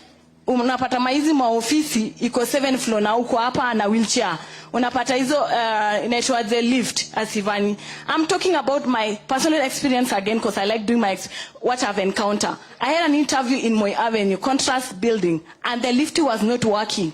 Na nilikuwa na interview at 7, nilika hapo paka 10. Kufika huko lift ikiwa, nikaambiwa interview imeisha. Because siwezi tembea na hizi my club fit, inaitwa club fit, and I wear surgical boots. Siwezi tembea na hiyo lift. That is why we lack the job. So, Your Excellency, we need the environment.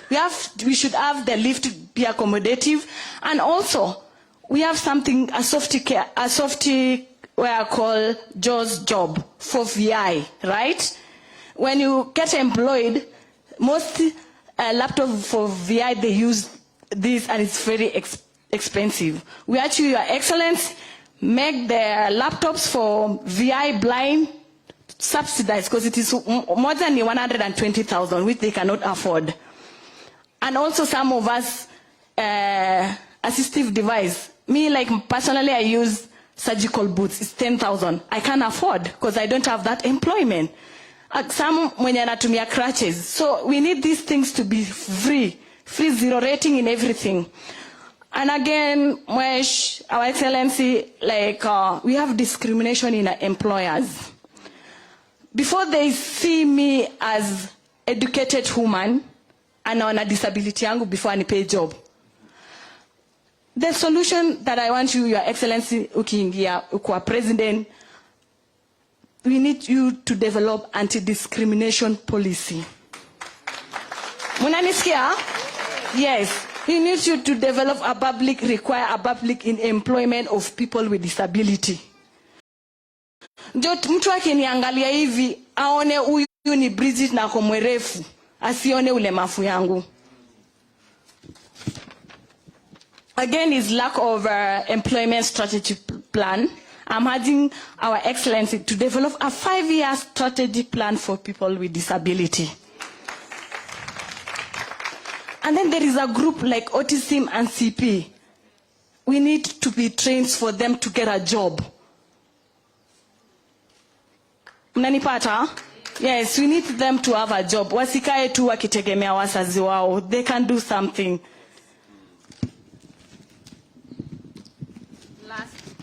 Last, the only wise word I can tell you, Your Excellency, because you will become our 50th president. It is easy to do a job, right, than to explain why you didn't do. Give us job, Mwesh.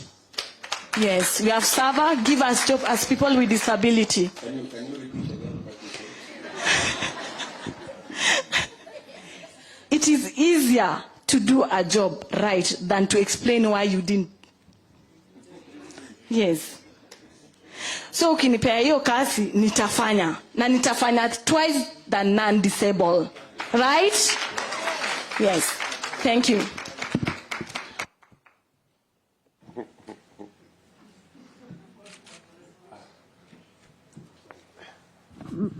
Thank you very much, Bridget.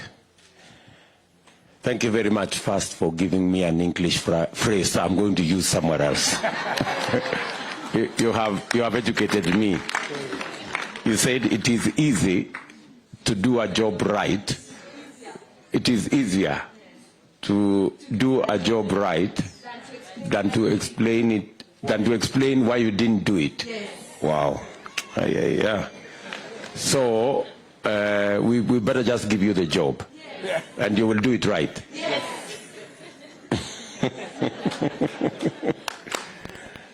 We have such talent all over the place.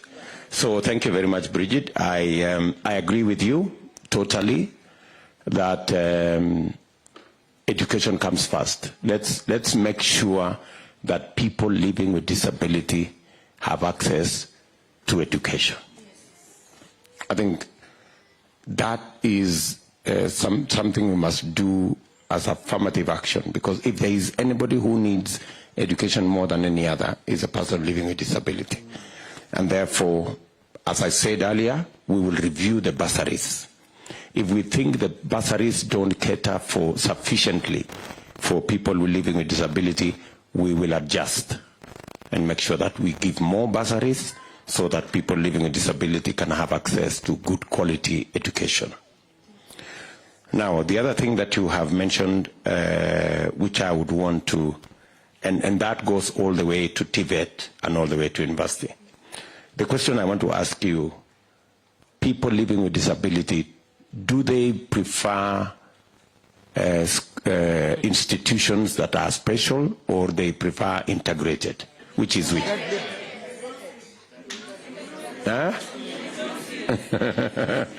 Wow, this is very interesting.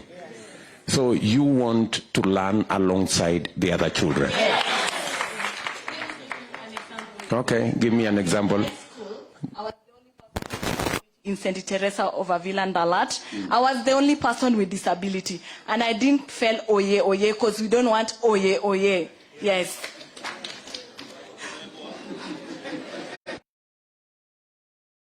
Wow.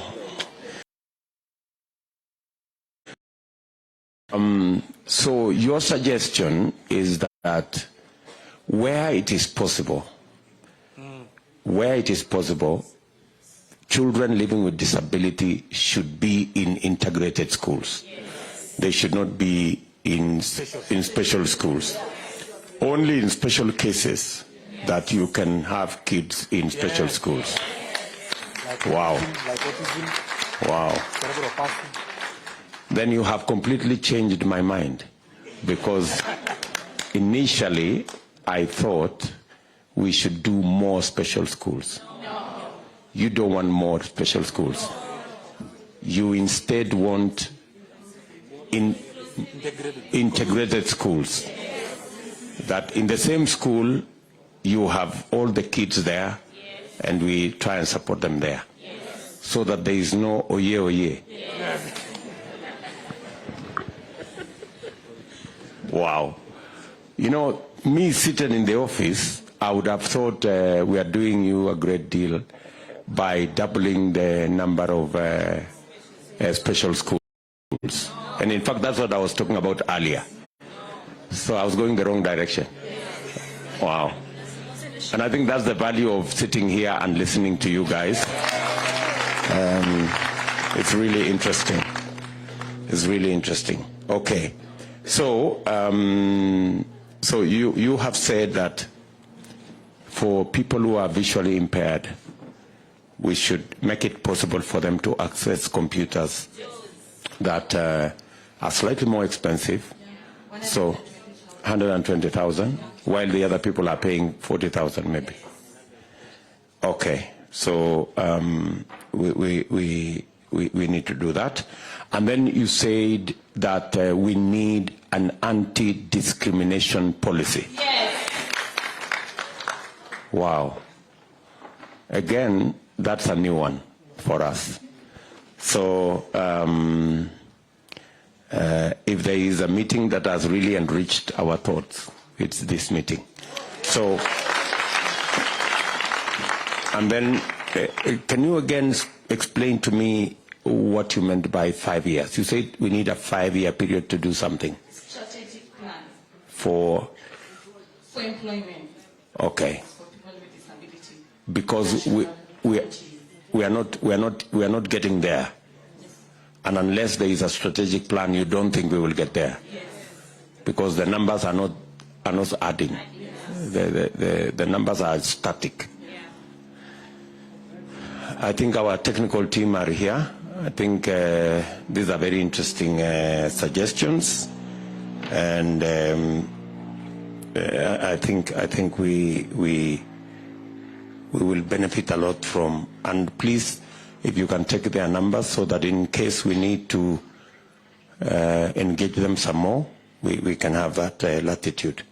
Finally, why I said we need a partnership between the Kenya government and the Cure International Hospital is because if this beautiful lady, if somebody had intervened earlier, her legs would have been corrected. Isn't it true, Bridget? It's true. Yeah.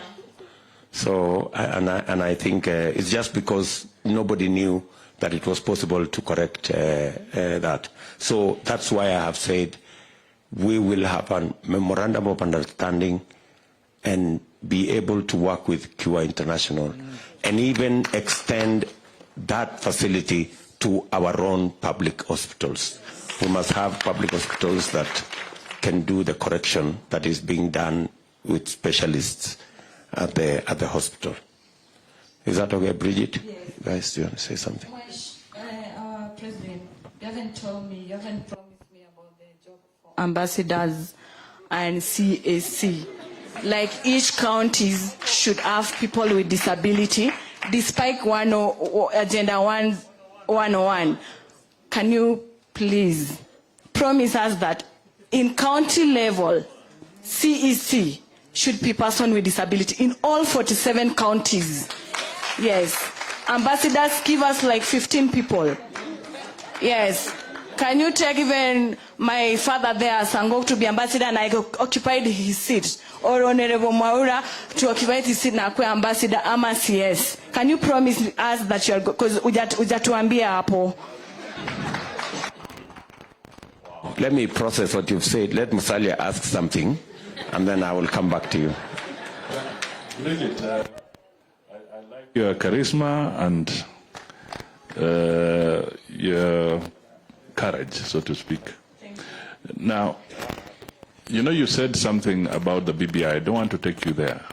But when these people, whoever they are, maybe you don't want to disclose, but when they relieved you of your position because of your political inclination or persuasion, did they write anything, or it was verbal, or it just disappeared like that? They called me as HR, sorry to interfere with you, after seeing me all over in the whole TV station, because Honorable Maura aligned us for that job. And then when they saw me in TV going against BBI and saying BBI is not the right not good for the people with disability, immediately the HR called me. I'm a human resource by profession, and they told me, you cannot fight the government and you're working for the government. And I was like, because I'm a person with disability, I don't have a lawyer and everything. I had to quit. They give me my money, and I went. And I thank God for Ole Sankok and Maura, who held my hand and told me, if you are against the BBI, follow 5th President, and we form your Dear Disability League. And I'm so happy. I don't even regret, and I'm not going backward. I'm so excited. Yeah, I have to fight for people with disability, and we will not be intimidated. We have our voices. We need to fight for our space. Yes, and immediately after coming out of the job, I formed Warembo na Disability. It's not for beautiful. It is women to take space in leadership. It is women to take education. It's not only for beauty. It's women with disability to take space in leadership, employment, and politics. Yeah. Thank you so much. That is very important. So it was a public, it is a government institution. Yes. And they told you to leave? Yes. Wow. A day is coming. Yes. And freedom is coming. Freedom is coming. Yeah. So I think, thank you very much, Bridget, for your thoughts. And on the matter you have raised about, I have made a commitment on behalf of Kenya Kwanza. You have made suggestions on the number of CSS you want. You would suggest, and PSS, and CECs, and ambassadors. I want to promise you that there will be more ambassadors, there will be more CSS, and there will be more PSS than there are today. That one, at least I can promise you that. I may not promise you the numbers, but certainly we will improve on what we have. all right? We will move it to another level. On matters of CECs, we are going to discuss with our governors, the ones who will be on our side. We will persuade them, you know, as part of this engagement, and I'm sure they're listening somewhere. And when we sign this charter, we will make it part of our commitment that in our counties, where we have executives in our counties, that people living with disability will be considered. Sawa sawa. The last one, Your Excellency, like when it's come to leadership, like maybe appointing for CC, and nomination, I could like Honorable Maura and Ole Sangok should be the one tackling, because they know each and everyone as a person with disability. My governor might be not knowing me, but Honorable Maura and Ole Sangok knows me or knows anyone here. They are our father, they are our mentors, and we say thank you. Thank you very much. Thank you very much. Thank you. God bless you. Makofi kwa Bridget. Si hata sisi tuko na wasichana warembo wazuri hivi. Kwanza vile ameambiwa na deputy president si atalala na hiyo viatu amevaa. Hawa namna gani? Very articulate. And Your Excellency, just to clarify, what I did is that we were able to secure a lot of jobs in a partnership with PSC, and anapiga picha hapo. Now what we did, Bridget was a beneficiary. She went to the university's fund. She was supposed to be employed at the HR, but the moment tulikuwa hapa tukaorganize akina Sonko, you remember, we started issuing press statements against BBI because they had nothing to do with disability. She became a casualty. So that's exactly what happened. Now Samson Wawero, kuja hapa tumpigie makofi.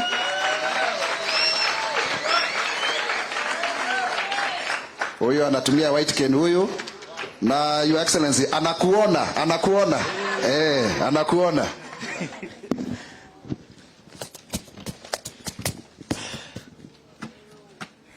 Thank you so much. Wawero, yes. Deputy President amevaa shati ya rangi gani? Amevaa kala yellow, inakaa jua.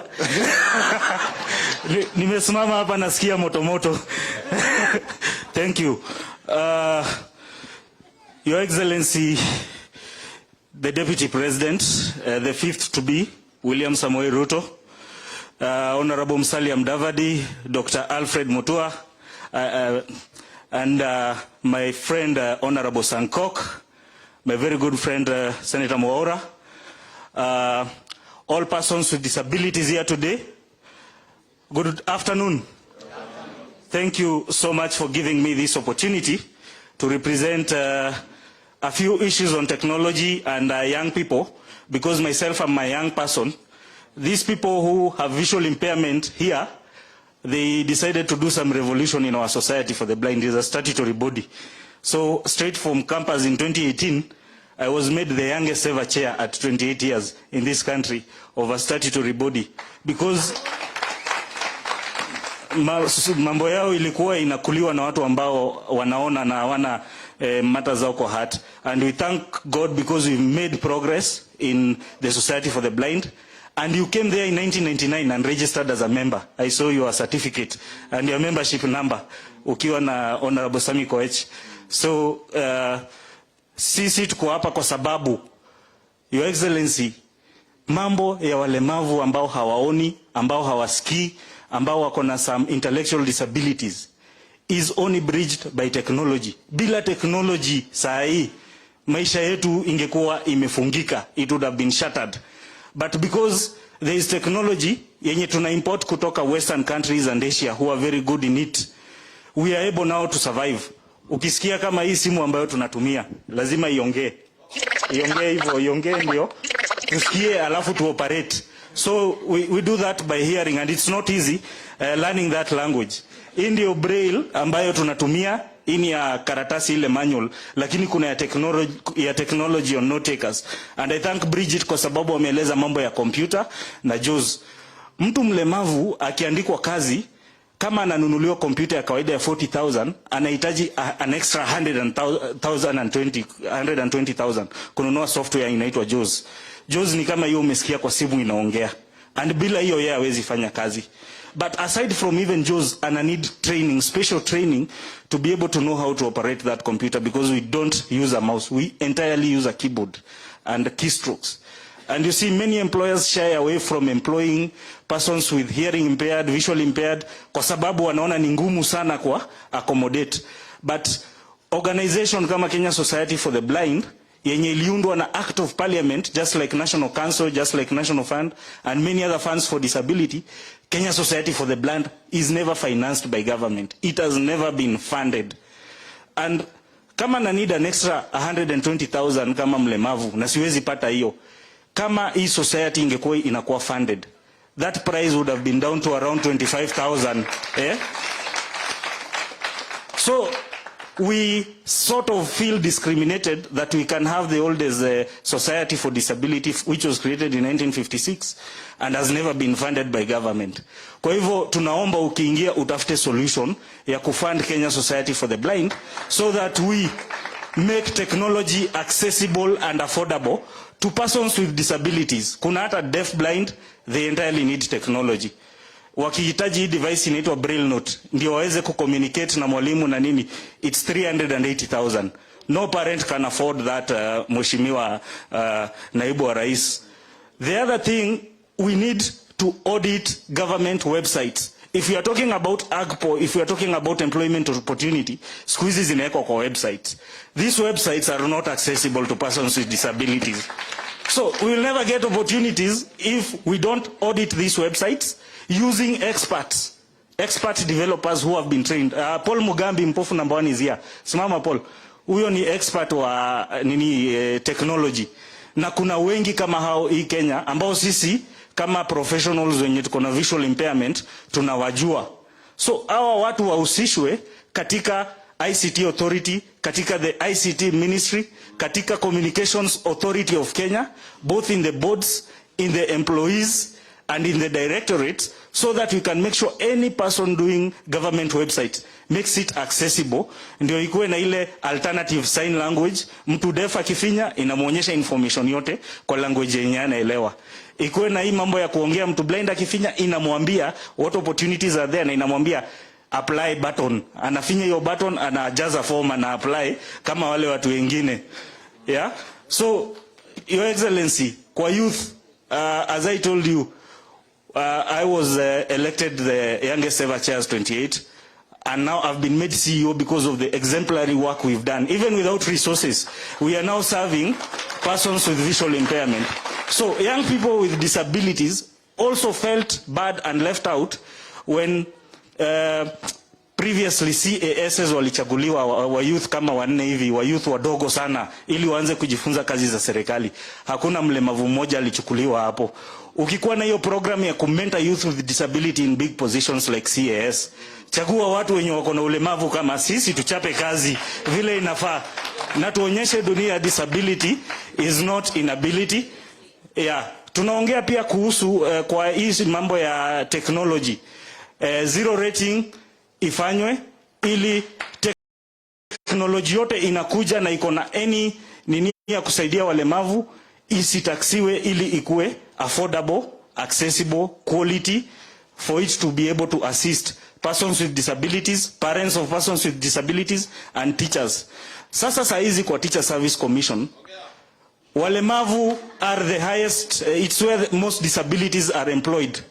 Sasa mimi kama sioni, nikienda kuandikwa kama mwalimu, ule mwenye anaona ananunuliwa chalk, ananunuliwa dasta ya kupanguza blackboard, ananunuliwa vitabu za exercise book, ananunuliwa teachers guides.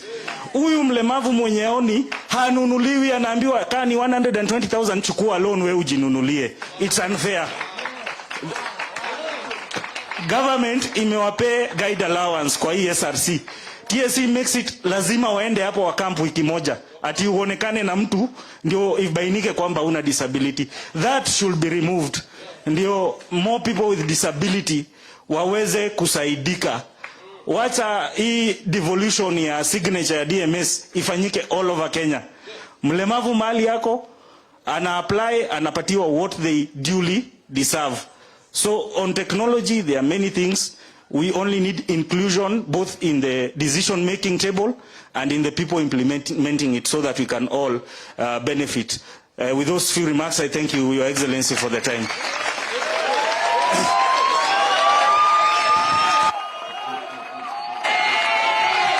Asante sana Waweru. Asante sana Bwana Waweru. And congratulations for what you're doing. Even with all the challenges and difficulties, I am very happy that you are upbeat and you have a very positive spirit. Pongezi sana. Association, you said Kenya Society for the Blind. It's true. I came there in 1999 and registered as a member. I must apologize that we haven't funded the Kenya Society for the Blind. We should. And I want to promise you that, God willing, from next year's budget, there will be a budget for Kenya Society for the Blind. It is established by an act of parliament. It is serving very deserving people. And all the items you have requested to be exempted from taxation, we will need to sit down with you and the people concerned in our tax people so that we can find the mechanism to remove them from the tax list. Or even if tax has to be paid, then it must be paid by the government of Kenya so that you can get the items in that manner. Number two, there is certainly, listening to you guys here, there is certainly a wealth of knowledge and expertise that is missing in government by not having you on board. So you are challenging us that your place in government will add a lot of value in making sure that we create inclusivity. And before I came for this meeting, maybe I didn't have these ideas.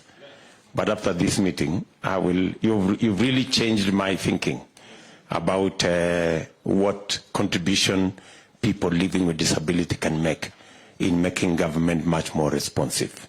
So again, we will make positions of influence available to you so that you can influence policy, you can influence government programs, and you can influence what we do as government to make sure that we bring people living with disability on board.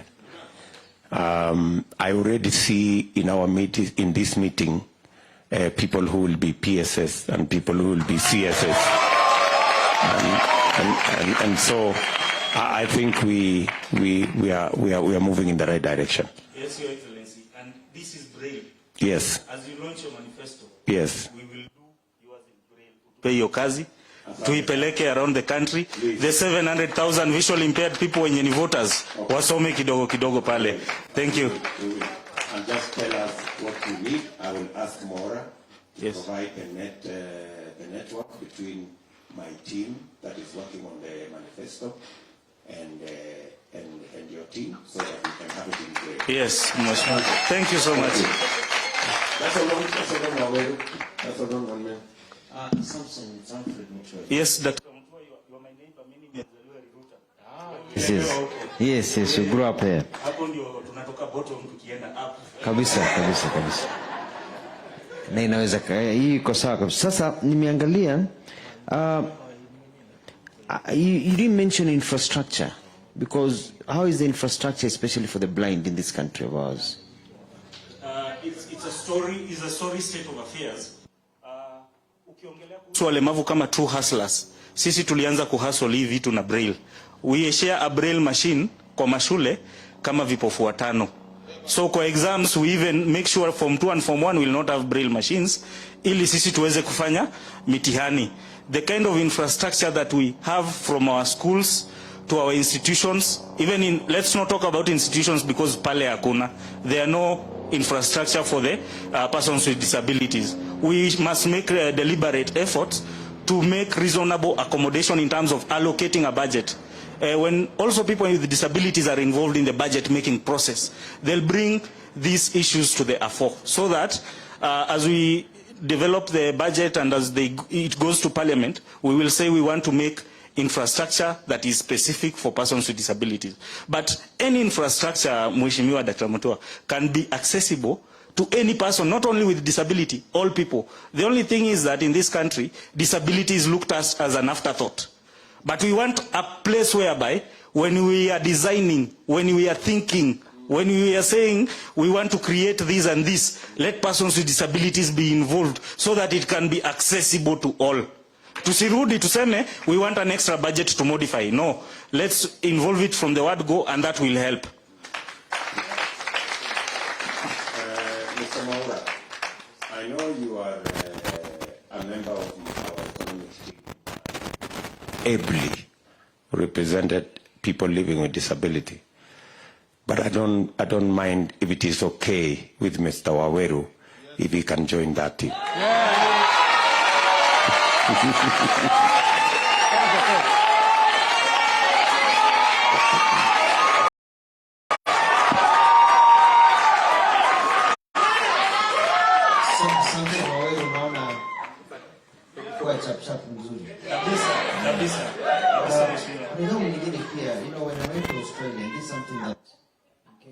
Interested in is also making life easier for people living with disabilities. We go to Australia and you're crossing a road and it's a traffic light.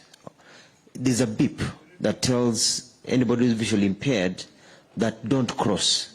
Beep, beep, beep, beep, beep, and then when it's easy time to cross, it makes a certain sound, kru, kru, kru, kru. Then you know it's your time to cross. So that you're not dependent on other people all the time. So you can actually move around in the cities and everything. So these are some of the things that we are thinking also, that's going to make life easier for you and for the large number of people who are visually impaired in this country to live a comfortable life in your day-to-day living.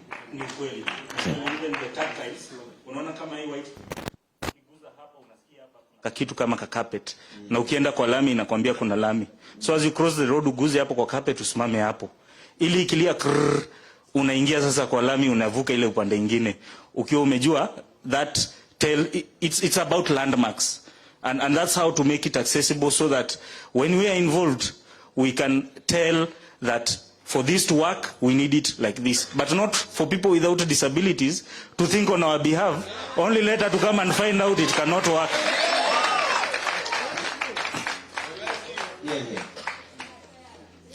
So thank you very much Mheshimiwa Rais kwa kunipatia fursa ya kuchangia katika timu yako ya economy. Nitafanya kazi kwa bidii kwa niaba ya walemavu wote nchini. Makofi, makofi. Si anaweza? Sasa yeye ni mpofu ama ni kipofu? Your Excellency, tunakuwa tukijoke hapa, tunaitana hii mambo ya kivi, kiwete, viwete. Hiyo inakuwa hivyo, lakini mtu mwingine asijaribu. Ama namna gani? So, time is really going, si ndio? Mashughuli ni mengi lakini tunaendelea vizuri. Sonko, kuja hapa tafadhali, dakika kidogo tafadhali, wewe ni chairman. Alafu Jackie, the parent representative wako, kiongozi wa wazazi, Jackie, be ready. Alafu Alice, msichana wetu Alice huyo wa cooperative student. Alafu mpofu number 1, Ugambi mkiwa na Kanywa, you'll do it jointly. You are the last group around arts. Alafu tutajua baada hiyo program tutaenda namna gani. Tumeelewana vizuri? Masi Chelagat, be on standby. So mpofu number 1 mkiwa na Kanywa, mzungumzane mambo ya arts, how you'll present a joint presentation because of time. Lakini Deputy President ako hapa anaendelea kusikiza. Tunafurahia. Tumeshawahi kuwa na kiongozi anasikiza hii masaa yote. Your Excellency, tunataka ukae mpaka kesho jioni. Ama namna gani? Haya, Sonko, you have the floor.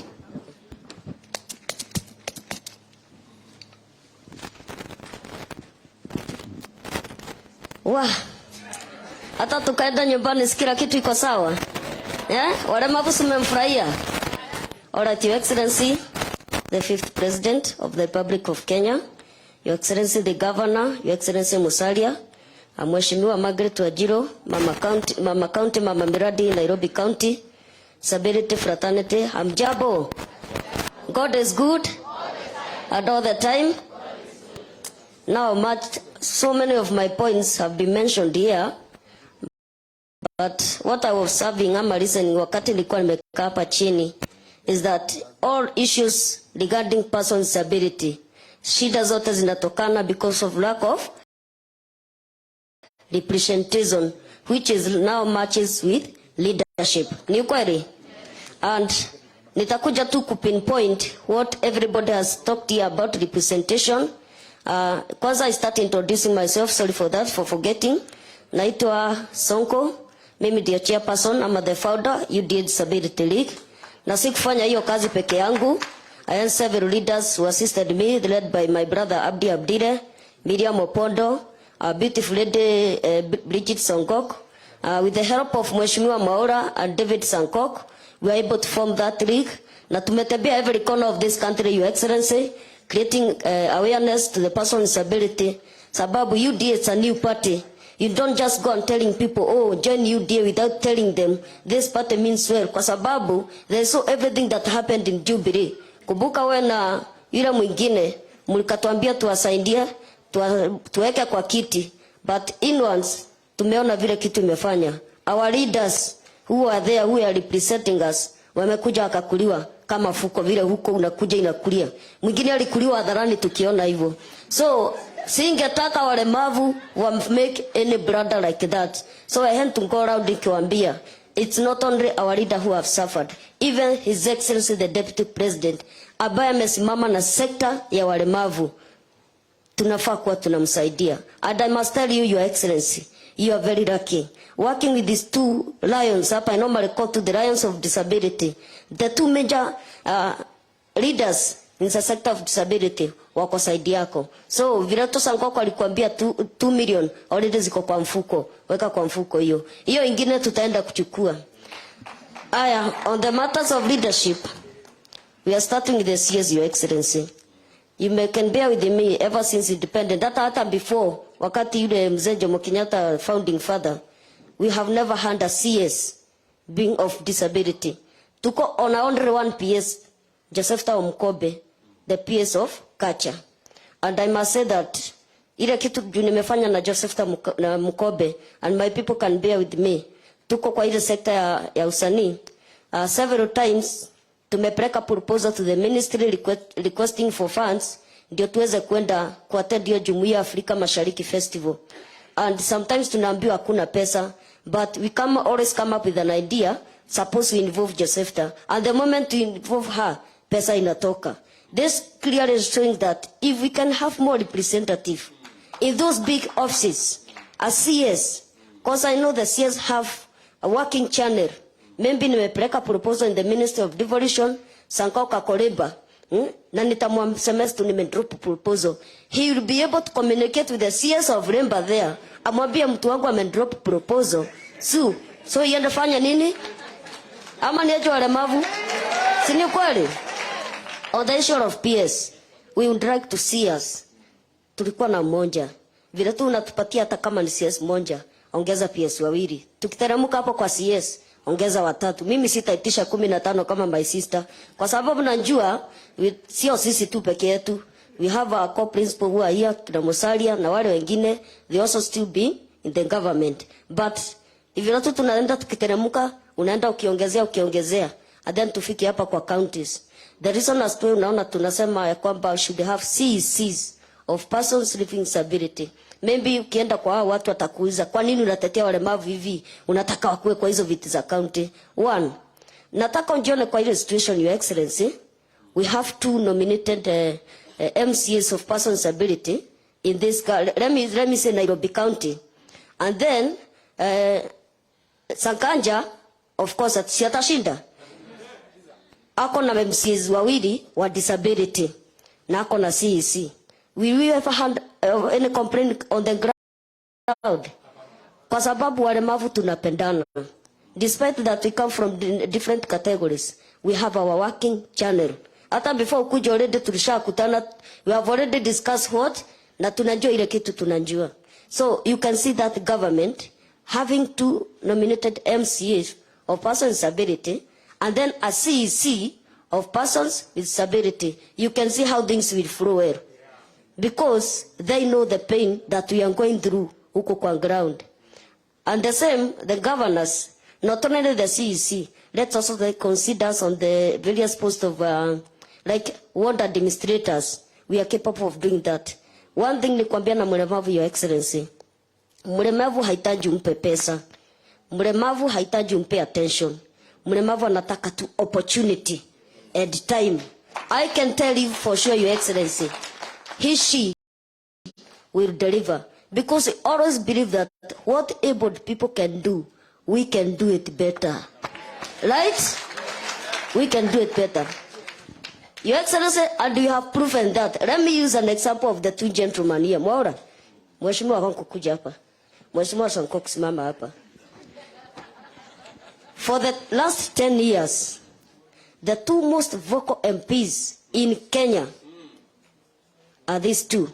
Despite yes to how tuko na kina Mheshimiwa Nduale na wale wengine, without them hakuna inge kwa parliament. Kwa sababu siku moja nilitembelea, tulimtembelea na Abdi na Bridget, and so akatwambia twendeni huko parliament mkasalimie. And so ilikuwa masaa ya lunch, tulikuwa tunaenda hivi tunapata MP, unajua na kale it's like a school, mnakaa vile mnajuana. And so he found some MPs from I think hiyo area Bomet, sikuelewa ni wapi. Akawauliza, "Wewe nyinyi kwa nini mnakaa pamoja? I told you msio mnakaa pamoja." So akainua karacha akaongelesha chini, they all ran away. And later they came back. By the kamuuliza Mheshimiwa, by the way, are you there tomorrow? Akauliza kwa nini? There is a motion that we want to pass, na haiwezi pass bila wewe. Hapo ndo nikanjua. So we have gone amongst us. Your Excellency, they are working with you. What else are you waiting? Ambassadors hatujaipata. They are here. Tunataka waondoke political arena so that myself, Abdi, Miriam na Bridget, we can also take over. They have meant us very well, and that's why unaona being despite my height nilimobilize hao walemavu wote, and this is just an example. Hata huyu alishinda, sinaona ni short stature despite ako kwa wheelchair. Charity begins at home. Akuwa vile ningeenda kuambia wengine mshinde na bila kwanza hata kupata hata mmoja, na Kipkemei hapa Daniel alikuwa namba 2 huko race course. So that's why, Your Excellency, we are requesting, it's good that we have your representative and inclusivity in all those posts. And I can tell you, a time like this, nataka tukue na mkutano kama hii. Not here, not in Karen, but in State House. I believe in God. Ulisimama na sisi. Ulisimama na Kenya. When they brought that monster BBI, wewe ulisema, I'm going for the truth side, not the right side. Ukasimama na sisi walemavu. Na maybe ulidhani na tukuona, bado tuliona. Adaswa nilivuta huyu sistangu Bridget, Miriam and Abdi, tukaweza kukata hiyo BBI. Maybe you show my clip and saying that we are not jugukaranga, kila saa mna Twitter, support nini, tunapata handout, tunaenda nyumbani. No, we want empowerment. We want to be given opportunity, like what you are doing now, Your Excellency. They are busy giving their people handouts and promising fake promises there. You are here, tunajenga serikali pamoja. Walemavu ni nini ingine mnataka? Your face represent progress. Win. Their face represent violence, witchcraft, ukabila, mambo mingi. I can say a lot of things, but I have pain with them kwa sababu their time is numbered, Your Excellency. Na mimi nataka nikwambie, we as persons with disability, the 6.5 million persons with disability, hiyo kura tutahakikisha imeenda kwa kikapu yako. You are a leader, not a conman like other people. And despite ya kwamba atakufungia stadium, Your Excellency, waende. If you ni kama kuna jeshi hapa mzuri naweza kukusaidia, kwa hiyo ita walemavu. Hao ni watafu sana hata kuliko ile KDF. Unaona sasa nimetaja Sankoko ameanza kushika kasi vita mheshimiwa. Therefore, it's my humble submissions, Your Excellency, hata kama nimeenda sana, you at least will see to that. And the last thing nimekubuka, just what like mheshimiwa ndugu yangu Abdi alikuwa amesema, tumekuwa tukitembea sana huko attending your rallies, na kazi tumeifanya umeiona. Now we would request now to work with you kwa hizo campaigns. Now tunahitaji gari ya campaign, ndio sasa wale watu wanjue, hawajui. They know very little, they think they know but they don't know. What they know is very little. Additionally, ukambira na witchcraft. As simple as that. Thank you, sir.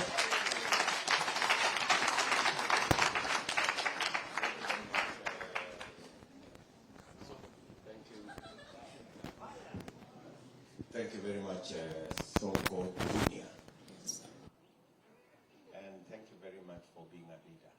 I know you have, without prompting, without any support, you have single-handedly with your colleagues here put together our disability team. And thank you very much also for organizing this meeting so that we can meet with people living with disability. My assurance to you, as I told Bridget and Abdi, is that we have some people in government today who are living with disability. I can only tell you and promise that the numbers will increase. I have listened to you very carefully about CS, about PSS, and at every level as we go, we increase the numbers. And also in the space of advocacy, where we need your voice in Parliament, we need your voice in our county assemblies, so that the experience of people living with disability is injected into every legislation and every program that we are working on. And you have done very well. I want to say thank you very much. As I promised, we are going to make some facilities available for you so that you can reach out to people living with disability. Sawa sawa. Thank you very much, Sonko. Asante. Okay, thank you very much. Makofi. So, Mzazi, ako wapi Jackie? Please kuja haraka. That's very interesting. Mwe mnabebana hivyo wakati wa campaign. Sio ni picha nzuri. Mlemavu hata nisema maneno mengine hapa. So, ma'am, present on behalf of all the women, single mothers who've taken care of us. Sisi walemavu ni watoto wa mama zetu. We are our mothers' children. Sindio? Thank you. So, Your Excellency, our fifth President, Dr. William Samoei Ruto, Your Excellency Musalia Mudavadi, my county governor, Dr. Alfred Mutua, Asante kwa kuja, all honorable people present, the distinguished disability community, and my fellow caregivers, all protocols observed. Hamjambo. So I want to acknowledge before I start the presence of two young ladies, two young autistic ladies, Sarah and Karen. Would you please stand up? So this is the future of our children. The reason why I want to acknowledge them is because as I stand here, I am a mother of a 16-year-old autistic son. And these ladies represent what I hope his future becomes, that they can come to rallies like this and represent themselves. Thank you, ladies. So I am qualified to stand before you today because first I'm a mother of a 16-year-old autistic son, so that gives me the ability to stand and speak on disability issues. I am also a national convener of a parent network, support network in this nation. It brings together all parents of children with various disabilities in this country.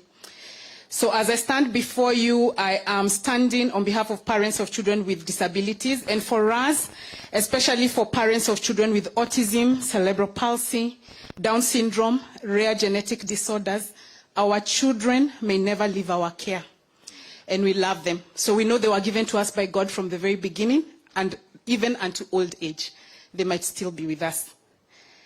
So, Your Excellency, I am also a follower of Christ, and what I know about our God is that he is concerned about those in the margins, and he leans towards the disabled, and cares that there are injustices against them. His heart breaks when this happens. So thank you for taking up the challenge to institute God's justice and his preferential option for the disabled. Asante. Somewhere in Luke 14 it says, actually in Luke chapter 14, there's a story about a man who called a feast, and many people came, many people refused to come. And then he said, go quickly into the streets and the alleys, to the towns, and invite the poor, the crippled, the disabled, the blind, the lame. Thank you for convening us today. We are here. So even the Bible inakubaliana na bottom up. It supports bottom up kabisa. So this is the first time ever that parents and caregivers have been given a voice in any political event at all. Hatuulizangwi what we want for our children. So our voice is our children's voice. My son will vote for you in your second term. He's 16 now. By the time you're running for the second term, he will vote for you. And I am here because there are certain things that need to be in place so that he can cast that vote when you're running for your second term. So the things that I will say are representative of what parents feel.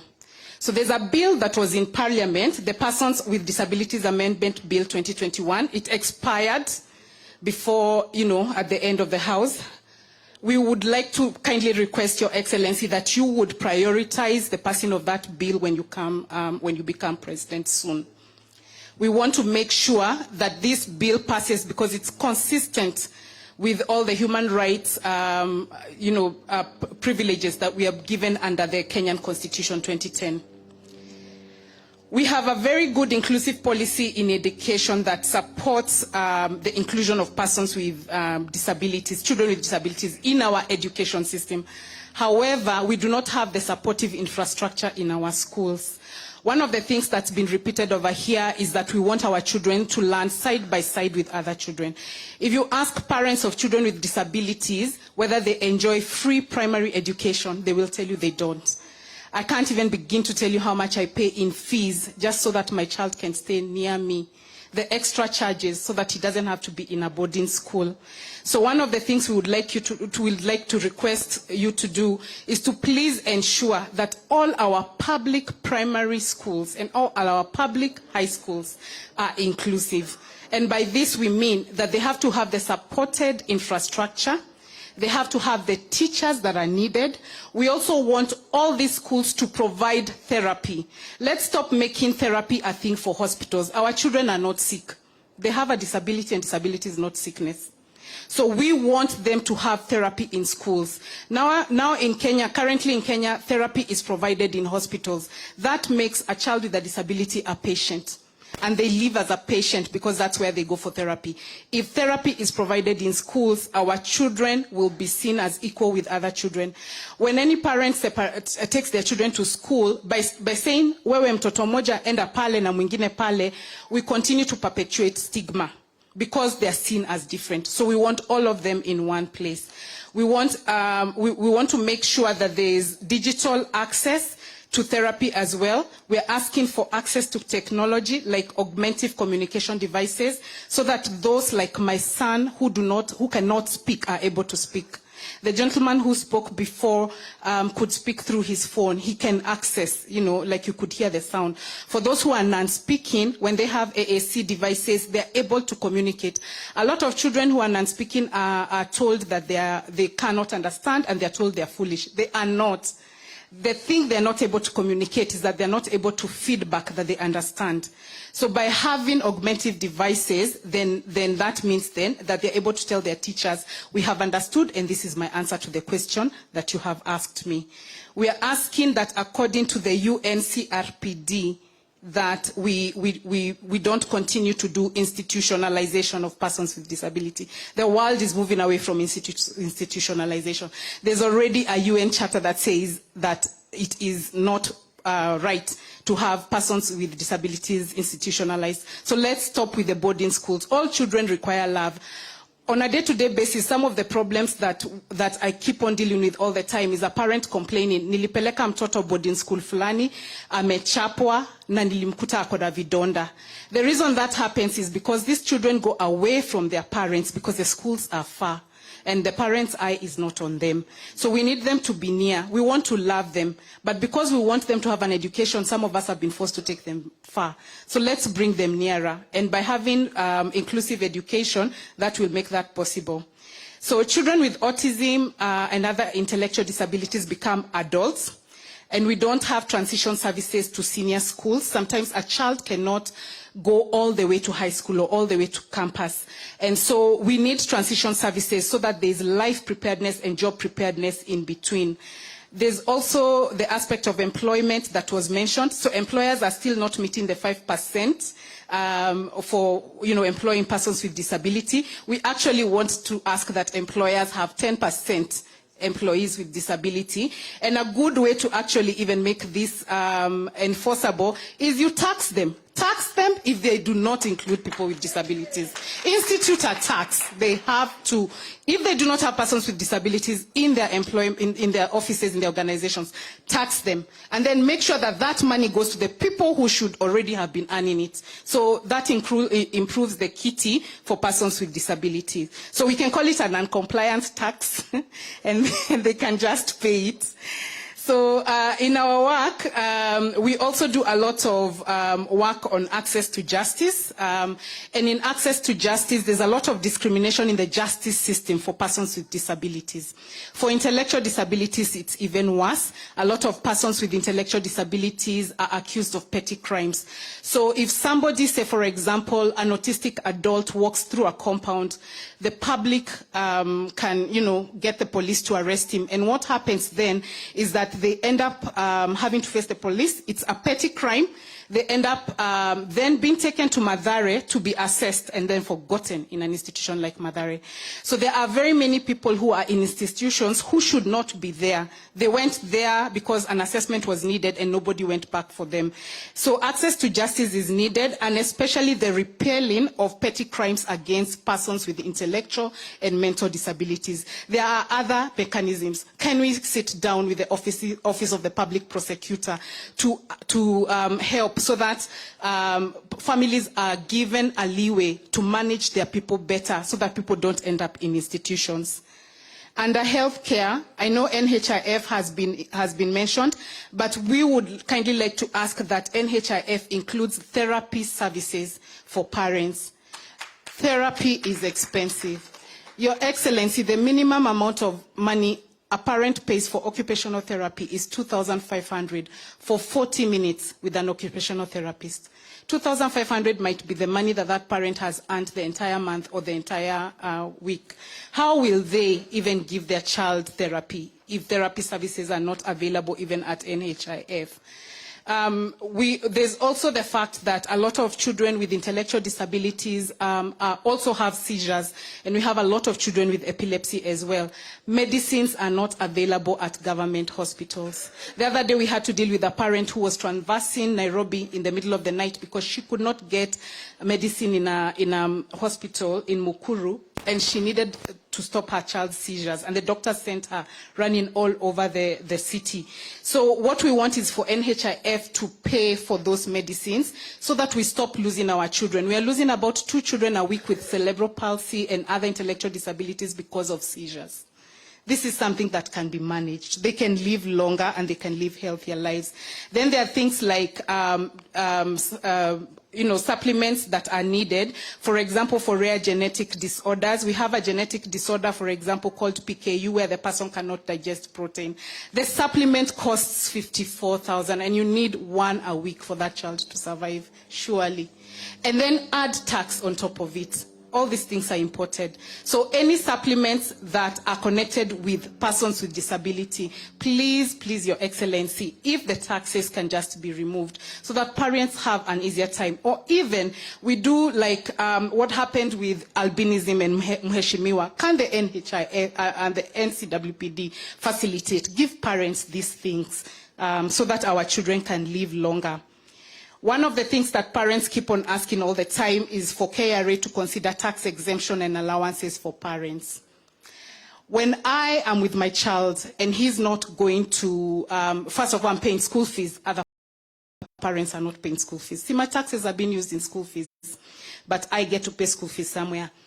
then my child may never leave my home. So as an adult, I'm still caring for him. Those tax exemptions should apply from when a child is recognized as having a disability, because we pay more than other parents pay. There's no equality, kabisa. So we need tax exemptions, and it is possible. And because we also want to be enabled, we would like AGPO to also include a special category for parents with disability, so that we can get employment and are able to take care of our children. Your Excellency, children with disabilities, because children with disabilities become adults with disabilities, and many of us will remain champions of persons with disabilities throughout our lives. Listening to us is also listening to our children. And one of the things that I want to say to parents everywhere, nobody ever chooses to have a child with disability, nobody. And then at the same time, nobody ever knows, even as an adult or growing up, whether they will have a disability. So inclusion when it is done well, in any organization, in any government, is actually a favor you're doing yourself, because you do not know whether you will ever have a disability. So when we talk about inclusion and we talk about implementing all these things, we are asking that you care for yourself. If you do not have a disability today, that you care for yourself by making sure that inclusion happens. So we know that there are 10%, there's 10% of Kenyans with disabilities, that's 5.6 million Kenyans. And then if you count that every one of those has a parent, then that doubles the number of votes. So what I want to finish by saying is, as many as there are persons with disabilities, Weka plus hiyo ni wazazi wote, and then every other Kenyan, and I would just like to ask that we show up and vote. We've never been listened to. So if you're a parent and you're listening to me, you have never been given a platform before, and today we have been given a platform. We know where our vote should go. So let us do the right thing. Let us do the right thing, because now we have a president who not only is instituting God's justice, but including people with disability, but is listening to us. So si tuta vote. Thank you. Thank you very much. Jackie. Thank you very much, Jackie.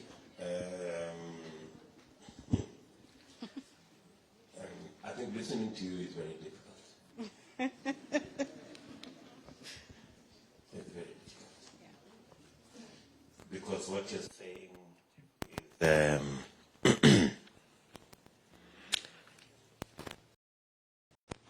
is not easy.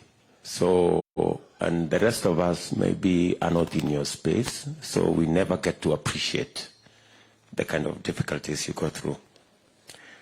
I don't know whether my colleagues here have something to, yeah. Jackie. Yes, sir. Thank you very much for being very honest and very clear about maisha imekuwa ngumu, mmekuwa mkizimia. But we're going to show you, especially in terms of, everything comes down to money at a lot of times, and having the ability to be able to have more cash at hand to take care of the challenges at home. So as you heard BP Ruto, the fifth, talking about widening the tax base. It's because of things like this, because when you widen the tax base, you bring efficiency in government, you bring focused leadership, inclusivity. It means you'll be able to collect more taxes elsewhere.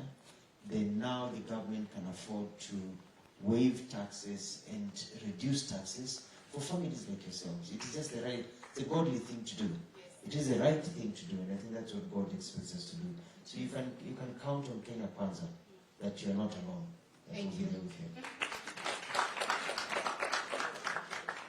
Sina mengi. But as you were speaking, I just thought, let me Google a little bit about important people who have had or diagnosed with altruism, and it just comes out that Einstein, Albert Einstein, Isaac Newton, Cavendish, and there are so many other important, prominent names. They even say Bill Gates may have a bit of it. Now, if that is what is driving us, science is driving us, and here are these people, that means you've made a major point. Thank you. Your Excellency, these men are able to become who they are because they had early intervention. And early intervention starts from the age of 2. Some disabilities like Down syndrome and cerebral palsy, you know at birth. Autism from age 2, a child is developing okay, and then at age 2, there's an issue. So one of the things also that I should add is that we actually need diagnosis to happen from the village level. We do not have clear diagnosis mechanisms. We have 3 developmental pediatricians in this nation, surely. 3. So if we have 3 developmental pediatricians, it means even in Northeastern, people are coming to Nairobi for a diagnosis. It delays things. When will I get fair to come to Nairobi to get my child diagnosed? The other thing is then you will have in between that people who should not be diagnosing because a parent needs a solution. So besides the doctors, there's a shortage of therapists, occupational therapists, speech therapists, whatever, behavior therapists, things that we need so that our children can become the Einsteins. They are able to. The difference is the diagnosis early and early intervention. That's the only difference that we need. Well, as I said, you've said very many things that need to be done. And one, I want to undertake that the persons living with the Disability Amendment Bill, by whatever means, should form our 100-day deliverable. And hopefully, we can enrich that bill to take on board some of the things you've mentioned. You have reinforced inclusive education, that we do not have to stigmatize these children by taking them to special schools. You have said also therapy should be available in schools instead of in hospitals, because then it creates the impression that these children are patients when they are actually not. They simply have a disability and they need to be taken care of. You have also told us about the costs involved on many of these, especially the mental disability-related issues, and what we need to make sure that they have. And you have suggested that therapy should be made part of what is accessible through NHIF, and supplements and all the other issues should be tax exempt, and there must be a mechanism, because the numbers are not that big.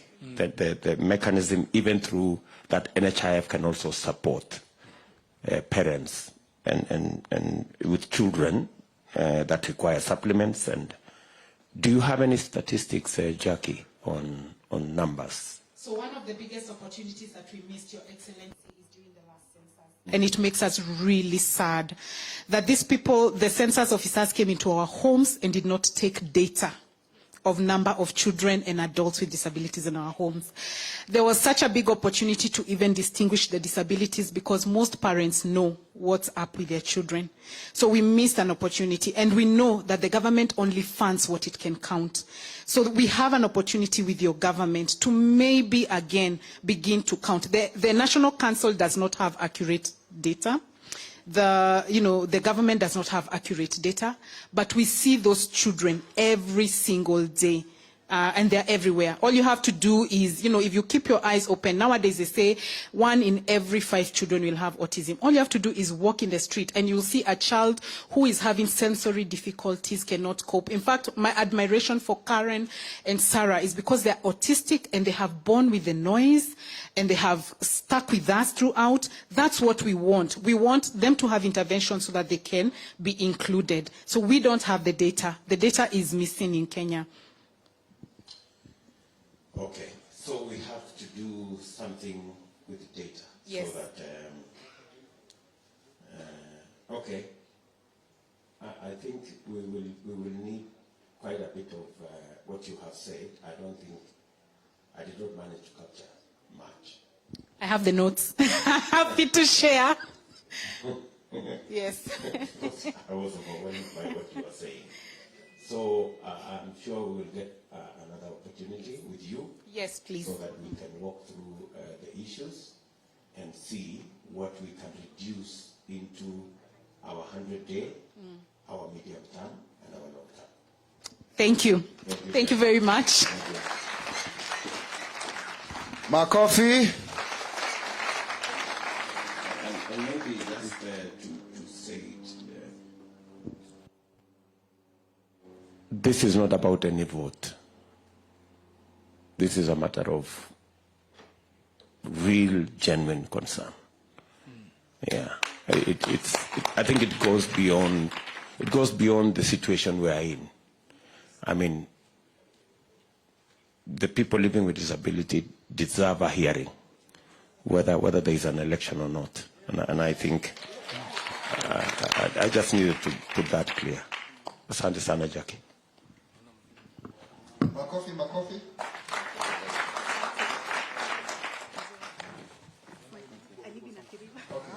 Sasa, you can see that is one of the most touching presentations. Indigo, children with autism, Down syndrome. Sasa tuko na the tallest girl in the house from ANC. Yeah, she's a college student at Cooperative. I knew her when she was at Uthiru Girls High School. Very articulate. Alice Wairimo. Tupigie makofi. You have about 2 minutes kwa sababu ya time. Do you need that or you'll hold it? Yeah, okay. Thank you so much. Our Deputy President, asante sana kwa kuja hapa. I think if this is the kind of president we will have, watu watakuja kubenchmark hapa.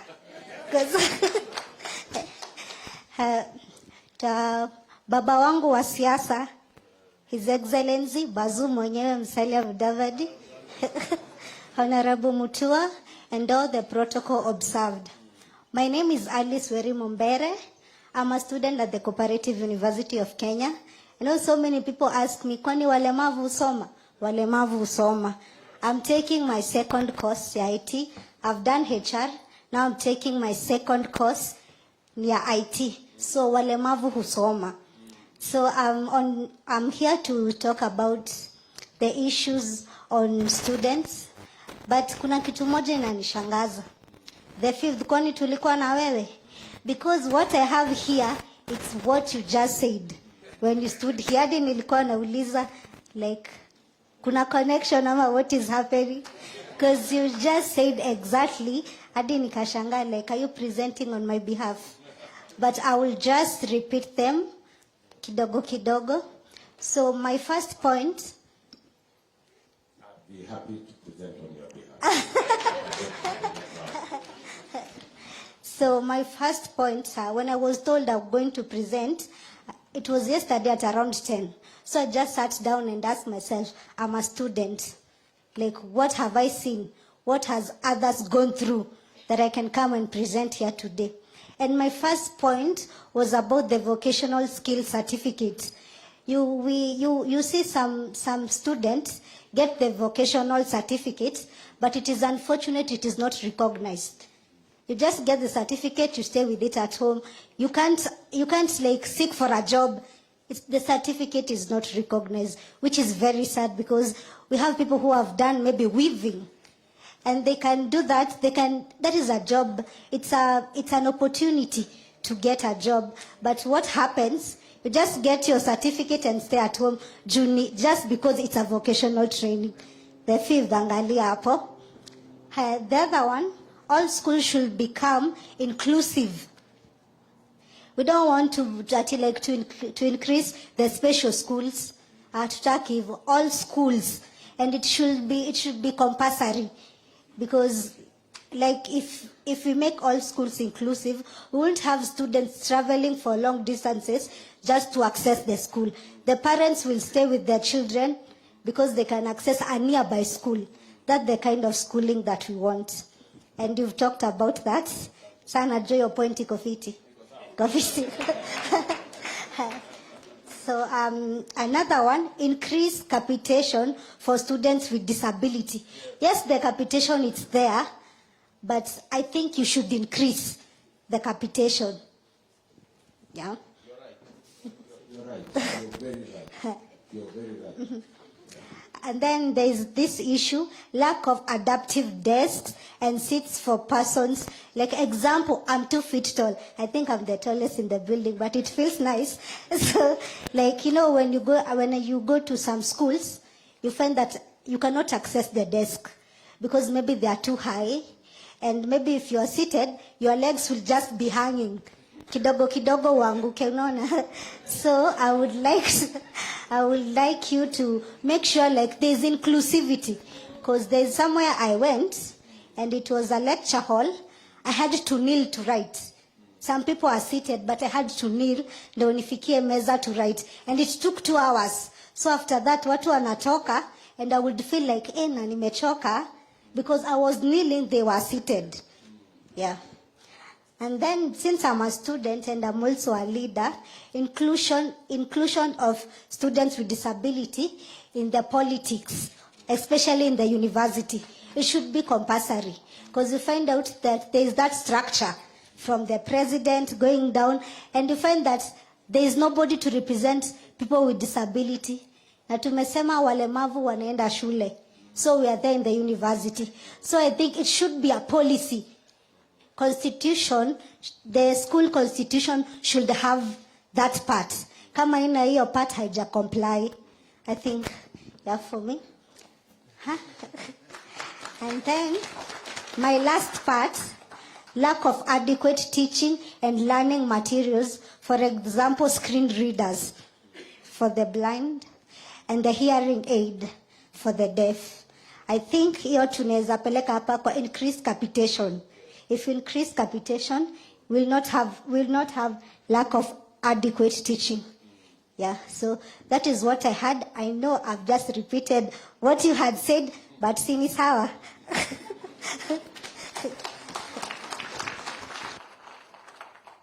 Okay, so Alice, I know we've canvassed this issue. I don't know about vocational certificates. I thought we already passed the law to make sure that any examination carried out either by Kenya National Examination Council or institutions that are accredited by TVETA, they should be recognized. So I think if there is a disconnect, then we will repair that disconnect, because we created another limp that any institution that provides vocational training, so long as they are registered under the TVET Act, they should their certification should be recognized, and their examination should be supervised by the institution that supervises TVET exams, which is not necessarily Kenya National Examination Council. So I hear you, and I will see why some of those institutions, and if they are not, then they should be accredited by TVETA so that they can be able to offer certificates that are recognized. Thank you for making that. It's loud and clear. Yeah, ni sawa kabisa waelimu. And then inclusivity, you have said it. I think it is something that we have all agreed that going forward we must not segregate. We must create inclusive schools. And finally, I spoke about increasing capitation, especially for the people in the category of people living with disability in our schools. I think we'll do an assessment by do we increase it by how much, so that we make it possible for these students and to access education at a level that includes their disability requirements. Sawa. And thank you very much. Before I can go, there's this issue about transportation. The once you get there, I think you should put a policy that any public means should have a way that a person with short stature will be able to get in without being lifted by anyone. We could have somebody on a wheelchair, like they could have like a space they can be pushed in, because I don't know if somebody will talk about that here, but it is an issue, Amaji. Si lazima tuiseme. It is an issue, and sometimes you imagine that you will travel by public means, unapata tu fever. Because for example, with my height, I have to be lifted in. And some people are not that, they are not that friendly, because mimi ni kiongozi jameni. Kubebo hivi na a random guy from here to, ni aibu, ni aibu, ni aibu. And you have to commute. Like I had to come here. So like you have to, akuchukue akuweke chini, akuchukue akushukishe. So I had this instance, somebody alinichukua chini, akanihug hivi. Hakuniweka chini, and then and then he told the others that it's been long, kama sijabeba msichana mrembo like this for long. But for me, I was so offended, but there's nothing I could do. Nimeshabeba hapa juu. Until he puts me down, that's when I have my power. Mheshimiwa jameni, wasichana tunaumia. Tunaumia jameni. So if you could have a policy like that, manze utakuwa umetuokolea. Cause si fiti. Thank you so much. Okay, thank you very much. And thank you for your presentation. And you've put it so well. And you're very beautiful, by the way.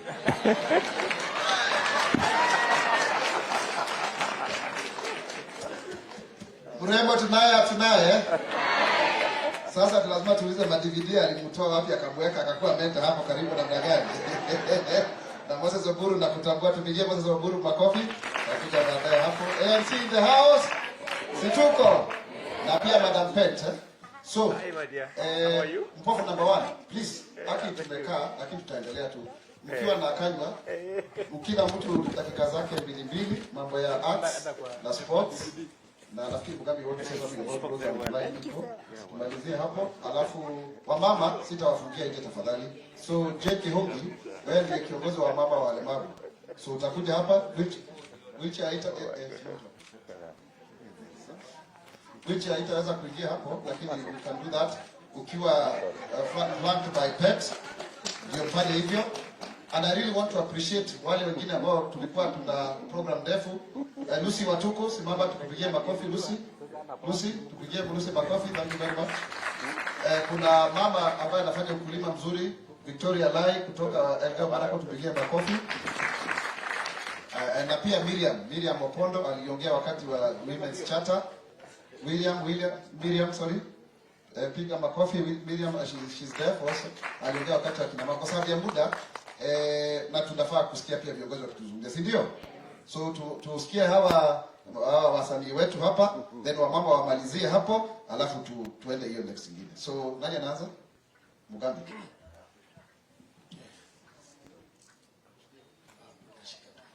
Okay.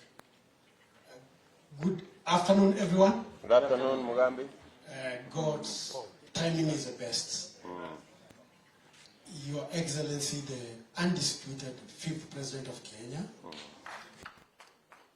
Dr. William Samoei Ruto, Honorable Musalia Mudavadi, the earthquake, Mr. Chap himself, Dr. Alfred Mutua. By the way, he visited me while in school in Australia, so he should be telling us more about accessibility. We share a lot in common. So, to begin with, I would like, first of all, to ask our 5th President to come near and touch this and tell us what it is.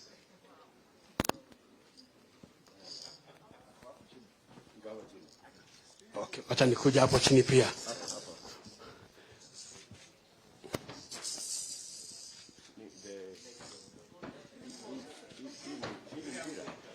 Mpira gani? Tuelezeni gani?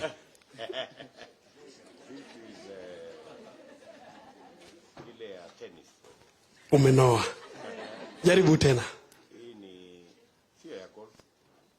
bado umenoa. Jaribu tu mara ya mwisho. Allah hasha. Sasa, we call it blind cricket. Naona kama kila odumbe. So even the blind can play blind cricket. I'm the only blind cricket player in East and Central Africa. After learning the game in Australia, where I was doing a master's in public policy. So when you talk about the bottom-up approach, I really understand it, and I conceptualize with the philosophy because I know it works. So be sure that you have a person who knows what you're talking about. In case you need a preacher, I'm here. Yes. So, I run a disability content platform called Disability Sausage Media. It's a YouTube channel where I educate the public matters about inclusion and reducing ableism, where I tell people they need to reduce ableism in order to include us in the society. Many a times we know, actually the truth is that people talk on our own behalf without us being there. And when people talk about us, we lose it because they don't know our issues. Persons without disabilities, those who have learned about disability inclusion, etc., no matter how many degrees you might have, you may never understand our issues if it is not about us. That is very clear. When we discuss about issues regarding sports, we know that persons with disabilities are not included maximally and they are not effectively engaged meaningfully. And as you see through this search forum, we are now being meaningfully engaged as a part of bottom-up approach. Coming down from the rural places where issues regarding accessibility is a big issue, and when we talk about sports, whereby we know that not so many persons with disabilities have gotten the opportunity of going to school. They are not the Mugambis, the David Sankok of the day. So at the end of the day, it is a big, big issue. Second issue, we have a problem about Braille, sign language, and technology in Kenya. Even those who teach children who are blind and deaf these skills, or even autistic children, they don't have the skill, they don't provide quality. I'll give you a solution, sir. Establish a Braille Assistive Technology Authority of Kenya. Where will you get money from?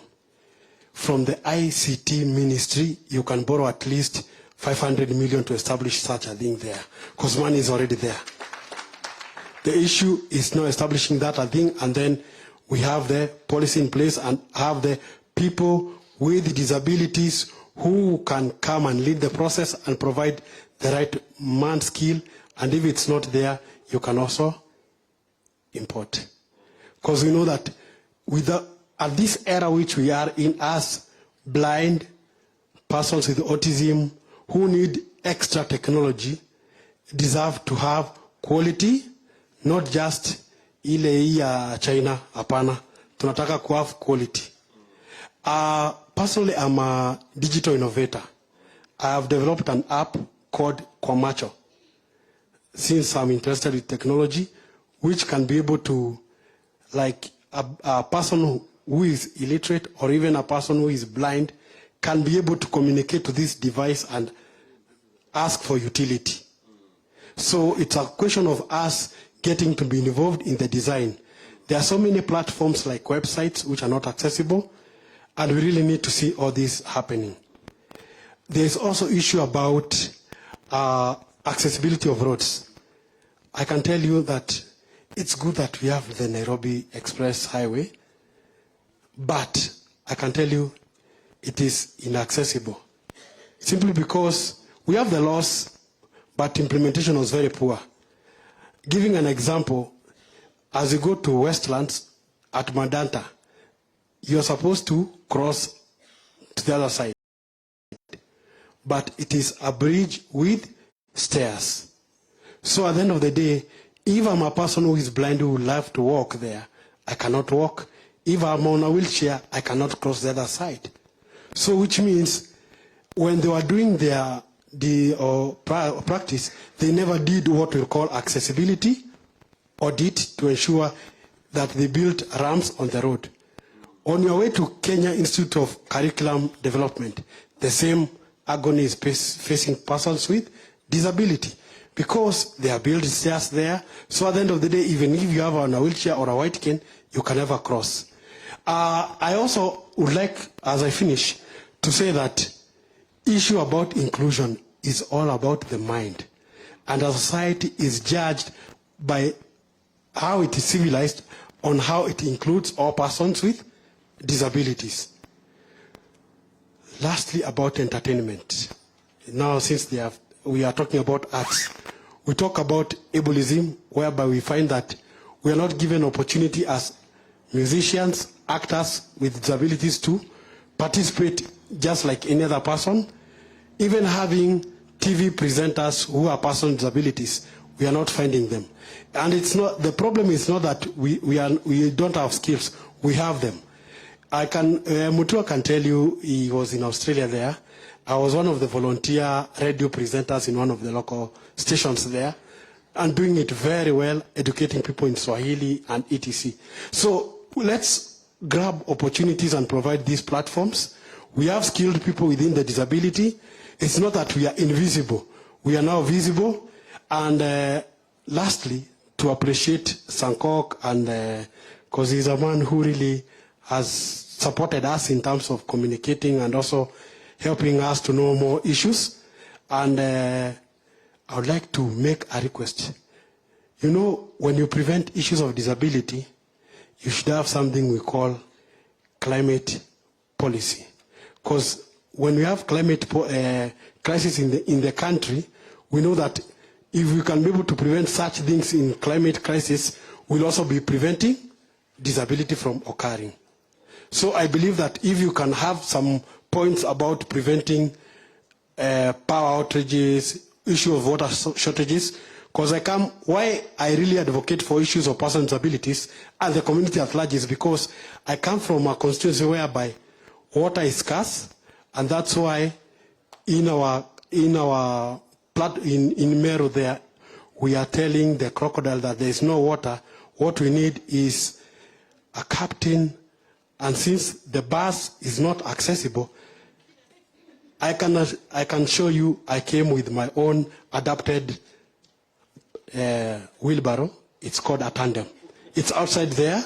So I can assure you the bus was parked in Kionyo.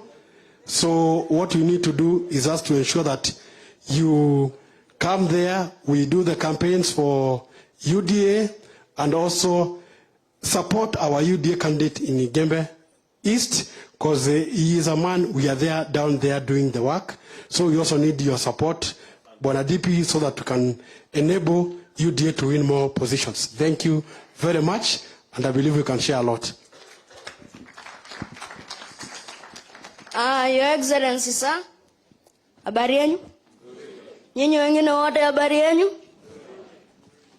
Okay. I'm here mostly to talk about acting. Actors. Yeah. So, for us tumepata shida zimekuwa mingi. Unapata like mtu akitaka kupromote talent yake na analak equipments za production. So, tulikuwa tunaonelea, Your Excellency, kwa sababu tunajua you are the next president, we would wish provision of equipment through proposal approval. Kwanza venye umesema hiyo hustlers fund, ikawezekana kukue hapo, like tukitaka equipment, we come with our proposal, isomwe, ikipita tupate, ndo tuendeleshe our talents.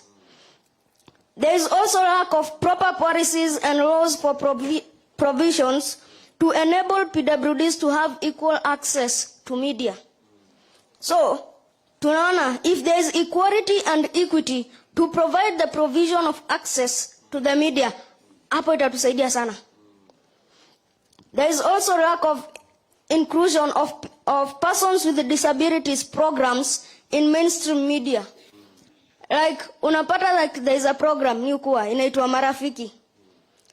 Tuko na fans, tuna nini? As in watu wana admire kenye tunafanya juu. What we are doing, we are trying to educate people that hata sisi ni wa Kenya. Na shida zenyu zenye mnapitia hata sisi tunapitia. So we are trying to educate people, but hii mambo ya inclusion kwanza mainstream media imekuwa ngumu kwetu. So hata hiyo channel yenye tuko, though it's an upcoming channel, but watu tumeona wana respond vizuri to our program. So if there could be at least 30% inclusion of PWD programs, tunaweza furahia sana. There is also lack of employment in media industries for persons with disabilities.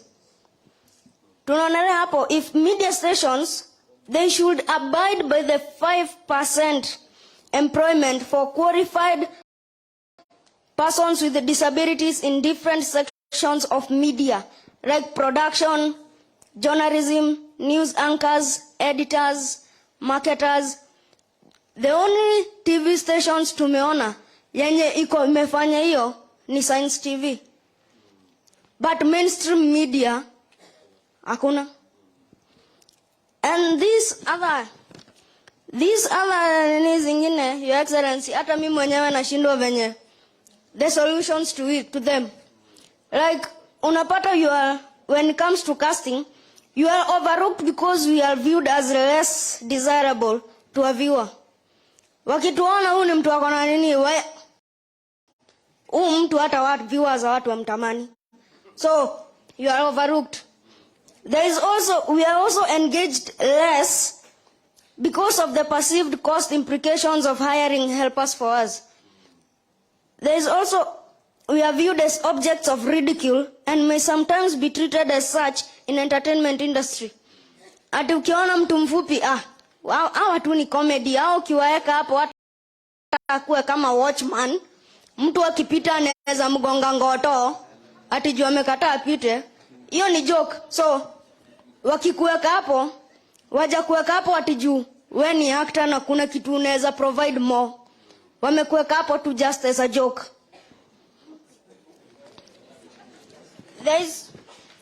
Bado kuna hii, the media broadcasts a particular narrative about us that we are low-class citizens without allowing us the opportunity to challenge that narrative. Unaonekana low-class citizen, wewe ni omba huko. Lakini wajui, there is that hidden talent yenye uko nayo, yenye unaweza tumia. Like kuna musicians, kuna DJs, hata mimi hapa na my brother Sonko, we are actors. So unless they give us that opportunity to challenge the narrative they have pressed on us, haitatusaidia. Na Mr. Senator, allow me to go off topic kidogo, but sisi tuko na issue tuko nayo as short stature. Kuna hizi stepping stool tunahitaji. Like if you see most of us here, miguu zetu zina hang. So kuna hiyo stepping stool inatusaidia. Unakanyanga ndo uweze kukaria kiti. Hiyo ukiwa nayo hata uko kwa basi, utaweka chini utakanyanga juu unapata like long distance travel. Tukasema like nitoke hapa hadi Kisumu. By the time nafika huko na kuambia miguu imehang, tena imefura. Inakuwa shida sasa, ukishashuka kutembea inakuwa shida. Lakini ukiwa na hiyo stepping stool, hapo unakayaka tu, unakanyanga, una relax. Ukifika huko miguu yako iko sawa. So Your Excellency, najua kuna like Ken Paul. Wanaweza pewa an example of that stool. Na wanaweza tengeneza mingi. With your help, I know, tutapata hizo stepping stools na zitatusaidia sana. Thank you. Very well put. Very well put. And kwanza nataka tukubaliane. Most of the items you have mentioned, especially in the entertainment industry, I think in Disability Amendment Act, that a bill that we are proposing, it actually mandates media houses to give 5% of prime media time to people living with disability. So I think we will look at that space and see whether we can work with the media houses to see what is it that they can do to people of short stature and all the other people in the disability space. Thank you. Sawa. And then I think the last issue you have mentioned about Ken Poly, I think that's a simpler one. Again, I think we suffer the not knowing how many, not having a census of how many people we have with a short stature and therefore how we can support them. But again, I think it is something we can work with our team so that we can provide. I don't think they are very expensive devices. They are not. And government can actually provide those devices for people with short stature. And talking to Mugambi, I think Mugambi has being an expert in the digital space and in the computer space. I think there is a lot of information that we can get from you. I would just request Paul to give us his contact so that we can reach out to him. There is a lot that he can speak to us about people living with disability and how we can use technology to leverage on providing for what they need to be able to live like everybody else and be able to go about their lives without so much hassle, if I can put it that way. Is that okay, Paul? Do you mind us contacting you and working with you on some other issues? No problem. I'm a public policy scholar. I'm ready and I'm ready. Wonderful, wonderful. Please, the members of our economic team, get Paul so that we can work with him on all the other issues they have raised. One moment. Thank you. Paul, it's good to see you again. It's been a while since Australia. And it's very interesting that you came with a cricket ball, that you're able to play cricket. Because I think inclusivity in sports, especially for PWDs, is critical. In Machakos, most of you know we have the Uhai Festival, which we started and which has been going on very, very well. So it's something that we'll be pushing all counties to run this because it's that part of inclusivity. And especially Kenya Kwanza is in good books because having trained in Australia, you know about the climate policy and the things you're talking about, we'll be able to fix them. And I didn't catch your name, Madam. Peter. So Peter, you know, I'm in the entertainment industry myself. You know, with Cobra Squad, Beba Beba, and all those things. And you've seen some of them. Especially direct Cobra Squad, the only action film in Kenya. Yes. Hiyo kwanza nilifanya nitamani kuact. Ah, very good. Na mambo bado. Bado. So I agree with you, and it's all about us now starting to develop scripts, and that issue of proposals is very important. People come up with proposals, just not only of equipment, but also of good scripts that showcase families, you know, with members who are, you know, disabled, and then it's seen as normal, you know, life to life. So something we'll be looking to. Good job, good spirit. Thank you. And thank you, Peter. And I'm also inviting you to watch our show Marafiki. Ndo muone kenye naongelea kuhusu. Okay. It comes on Look Up TV every 8:30 on Monday. Okay. Muone and you will see what I'm talking about. Okay. Thank Peter. you. Thank you. Makofi kwa Peter Kajwa.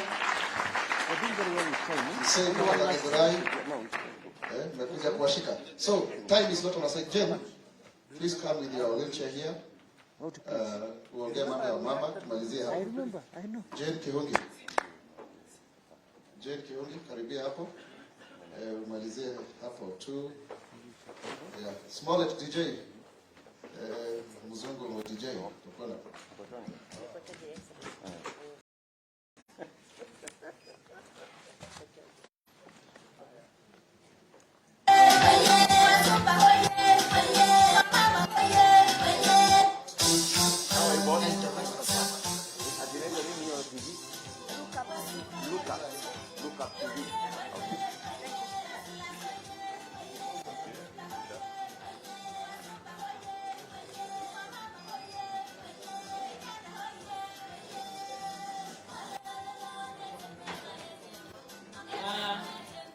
Mheshimiwa Deputy President, Daktari William Ruto.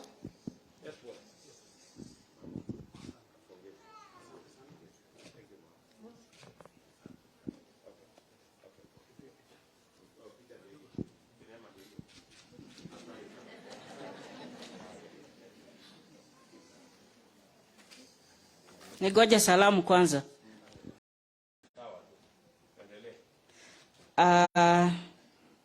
Mheshimiwa Deputy President na Mheshimiwa Governor wa Machakos Mutua, my party leader Musalia Mudavadi. I'm a member of ANC and my name is Jane Kihungi. I'm here to talk on behalf of women with disabilities who are quite often not visible because of the patriarchal society that we live in. And I've been counting since we started speaking. I'm the third woman amongst so many men who have spoken. I don't know if it is by default or by design. So that's what I mean by saying that we are not visible. But kwanza wacha nikushukuru kwa sababu serikali yako iliweza kutufurahisha 2013 mlipo muappoint Madam Josephta ambaye ni mmoja wetu, not only a person with a disability but a woman with a disability who has continued to work hard for the government, and for that we really appreciate that, for making us visible. Apparently she has remained lonely, just the only one. So we are hoping, like any other speaker, that you are going to increase the number of women with disabilities and in the top positions. So I just want to mention some few things that were already mentioned, but in a different way, like transport system. You are going to agree with me, today we don't have public transport. All we have, these are all personal owned vehicles. Why? Because they are there to make profit. So when they imagine they are going to carry Jane, they are going to wait for 20 minutes for me to board with my wheelchair, they are not ready to do that. So what do? They leave me. They take those who are able to hurry. And you know the motto is haraka haraka, haraka haraka. And so because I cannot be able to hurry, then I'm left. And I will wait for the next one, until maybe the one that somebody have mercy on me. So what am I saying? Your government, because I'm sure you're going to take over the government after 9th August, there is a system transport that you have already started, and something is happening that is going to be on Thika Road. It's called BTR, if I'm not wrong. So maybe to ensure it will be accessible to all, and especially persons with disabilities. Alice gave you an example of what we go through. That is not only enough. You can imagine, I want to climb in those matatus that are so high, and somebody is going to assist. So when you tell them, please assist me to go up the matatu or the bus, they come, huku nyuma wanakushika, huku nyuma wanakuskuma ili upande. And at that point, your dignity is not guaranteed. You get home feeling so humiliated, but at the same time, they're only assisting you. So that really is not something pleasant. But if we are going to have public accessible transport, then it will work for us. Health, it was spoken too, but about reproductive health for women with disabilities. We talk about availability of medicine, doctors, nurses, then we forget the equipment and other facilities in the hospital. You go to a maternity or even to the hospital, the examination coaches are this high, even higher than this. So here I am on my wheelchair, and I want to go up for the doctor to examine me or even to give birth. So you know what you are told? Nakuacha hapo nikirudi nipate umepanda kwa kitanda.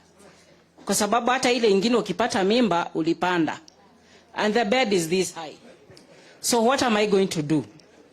I'll sit there the nurse or the doctor is going to come back, find me still on my wheelchair. I might deliver the baby down there because I'm not able to go to that bed. Why? Because the bed is not adjustable. So can we think of what we can do with our examinable coaches in the facilities, in the health facilities? We are working with the organization that I'm working with. We address this issue. And we're working with Makadara Health Center, that is level 4. And I would want you to pay a visit even before you become the president to see what I'm saying. The facility is full of stairs. I can't go up. And it is one of the best maternity hospital because of the services they are giving. They told us they have 120 deliveries per month, 120. Because every woman wants to go there. Why? The hospital is clean, the staff are friendly. But again, for a woman with a disability, that is not possible. Because of the stairs, lack of those adjustable beds, the toilets. This is something that, again, we don't measure. They are not designed for a wheelchair user. So I'll go to the hospital. They want my specimen, maybe to go to the lab. I'll go home, do what I'm doing, and come back. That is quite expensive and quite time wastage. The other issue is on gender-based violence. It is on increase among women and girls with disabilities. There is a lot of silence about it. Nobody speaks about it. There are a lot of barriers. So my urge would be with your government to ensure that we have all the 47 counties have one-stop center. Why? Because that is going to make easier for the service provision when I'm seeking justice, where we'll have the police, we'll have counselor, and there are only 3 in the country, Kisumu, Nairobi, and I think Meru. So we are urging to ensure that the cases of gender-based violence among women and girls with disabilities, communities don't speak about it. The law enforcers also, they are very silent. So the perpetrator is not arrested immediately.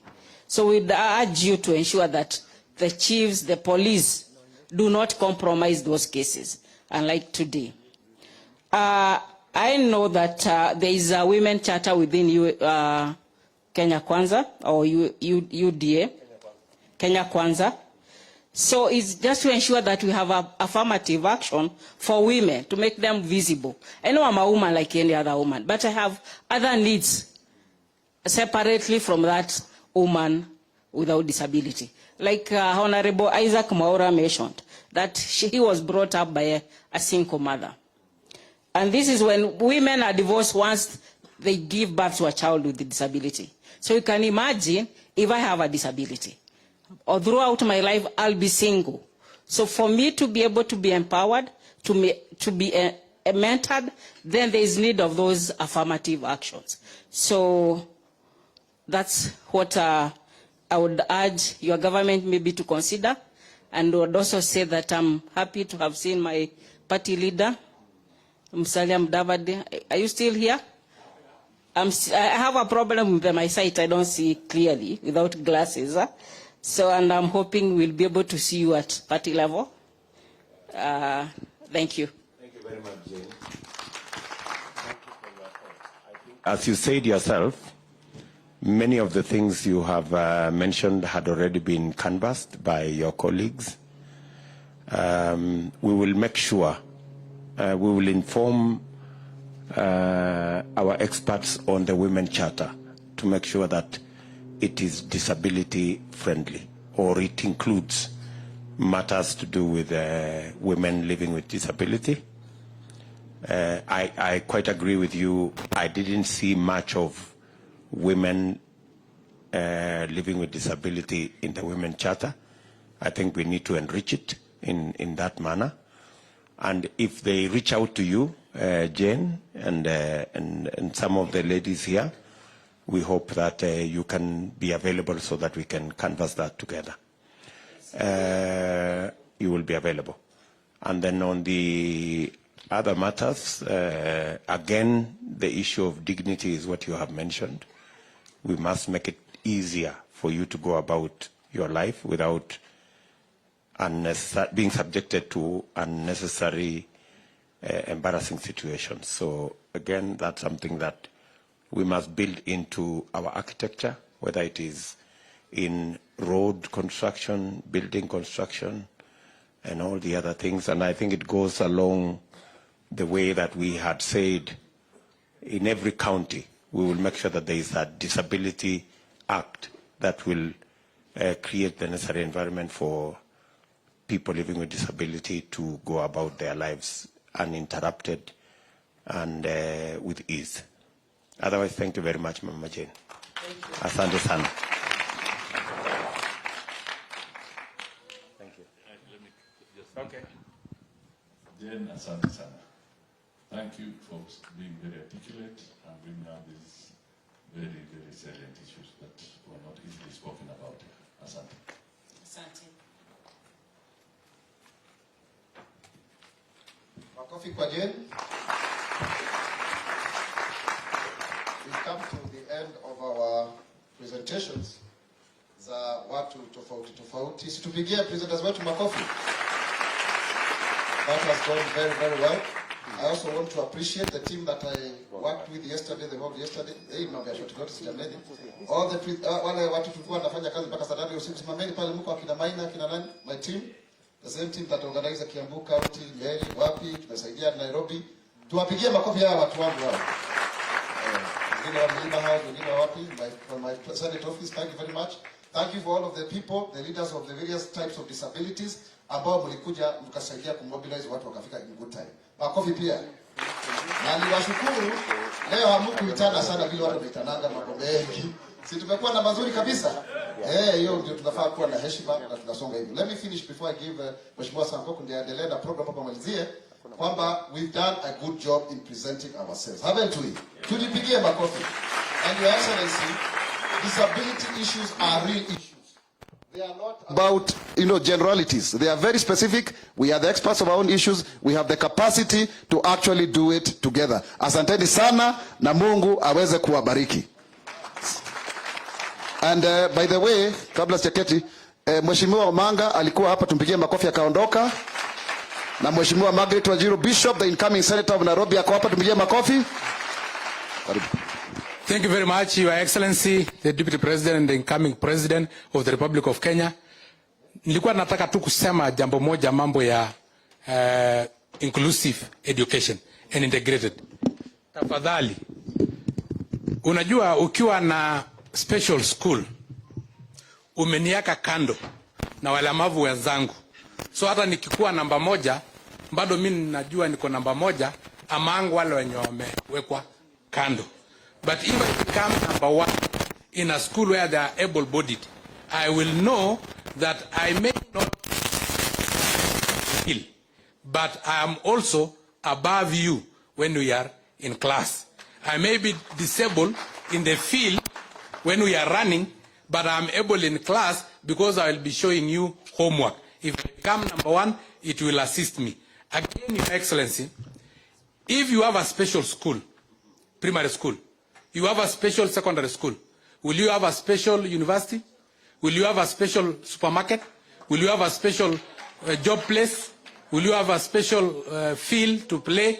So we need to interact with the rest of us in the early stages so that we know how to complement each other. So with those few remarks, I want to welcome His Excellency, the Governor of Machakos, Dr. Alfred Mutua. Pigeni makofi ya kutosha. Makofi, makofi. Thank you. Karibu, karibu.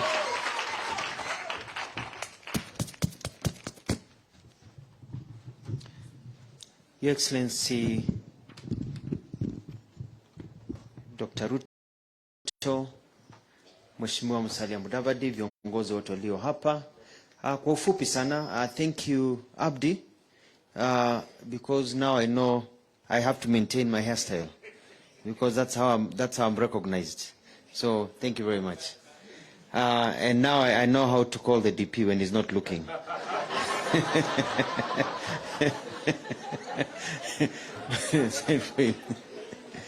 Am I doing it right? Yeah. Just very quickly is to say that Kenya has been a country where life has been difficult for everybody, but more so for some of us who are not created or being fashioned or being living in a life whereby things are supposed to be quote unquote normal for the rest of humanity. So it's been very difficult. It's difficult for people who are not disabled. You can imagine for yourselves how difficult it is living with disability. So one of the things that we need to do, because we're not doing it because we want to get seats, we're doing it because it's the right thing to do, is to correct a lot of these anomalies.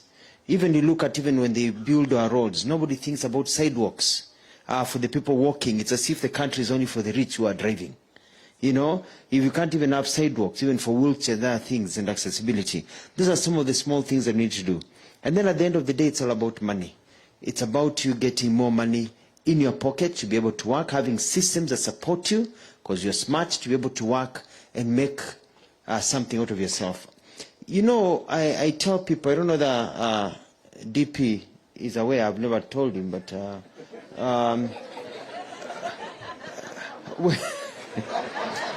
when DP and Musalia, you know, Musalia, DP, I dropped out of school when I was in Form 2 because we were poor. And when I dropped out of school, I couldn't continue. I did mjengo, a few other things. But then mzee wa kanisa paid for me. A mzee called Hezron Idaka, up to Form 6. And he was disabled. You know, he was in the same condition as Bridget. But this disabled man paid for Mutua, and that is why I'm here today. It was not the abled ones who paid for my school fees. It was that person who knew the pain of poverty and suffering who has made me the person I am today. So I have a very special connection because I know that as we are called as human beings to hold each other's hands and move together, and that will make our great country together. So I'm urging, and let me ask tafadhali wa Kenya, you're a PWD, you're a parent of PWD, to see what Jackie said. You have a relative who is a PWD. You know that the right government that will be there for you is the one that listens to you. It will be the government of William Samoei Ruto and Kenya Kwanza. Asante. I want to welcome to say a few words and then welcome His Excellency speak to us. Thank you.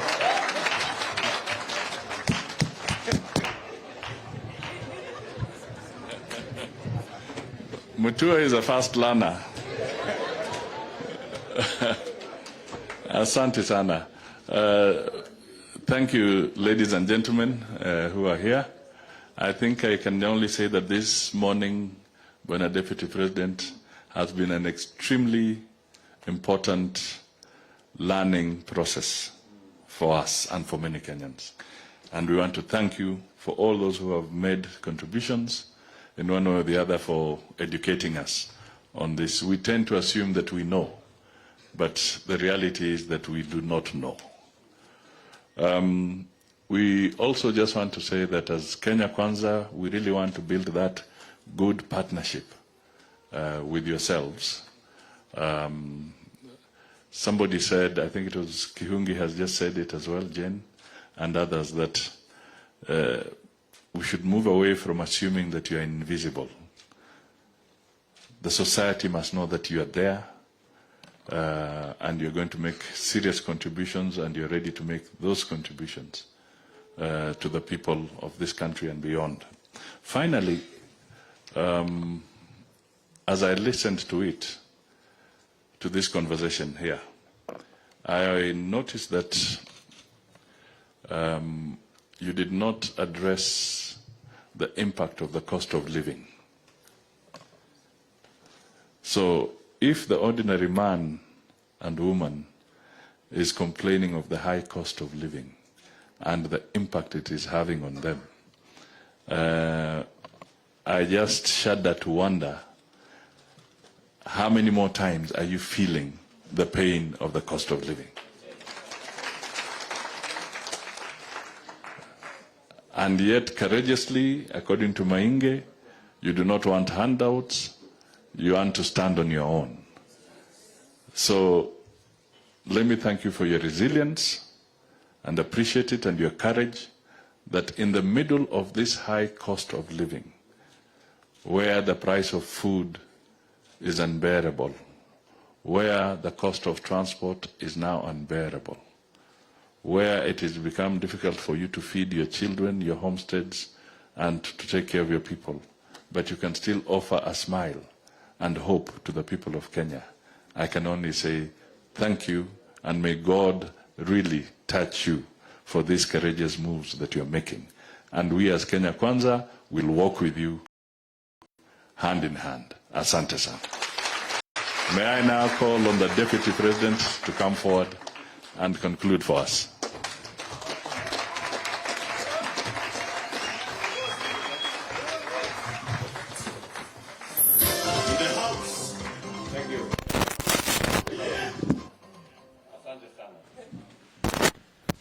Wow. I must say this was just extraordinary moments. And I want to thank each and every one of you. When I opened this meeting, I didn't know what was in store. But I must say, I have gone to many meetings. We've held many economic meetings. But this one is special.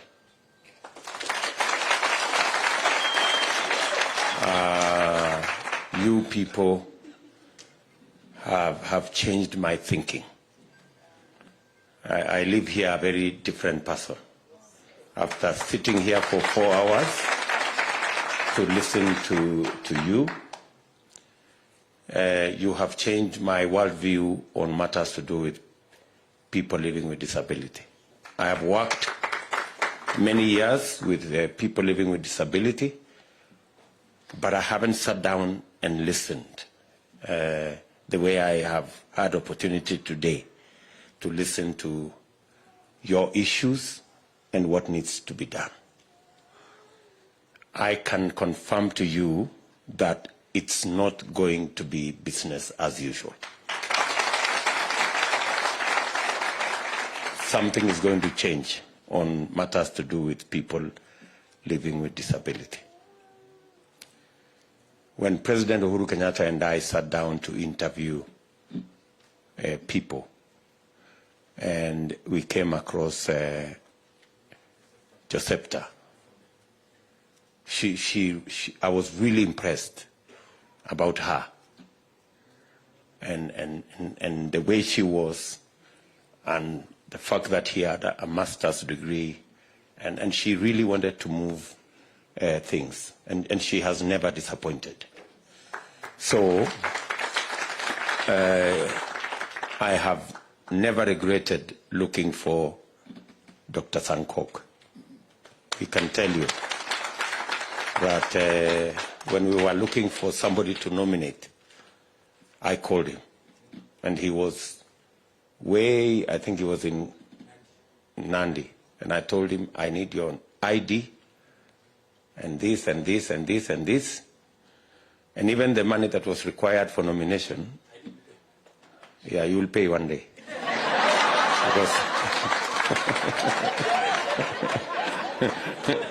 Because I paid for him.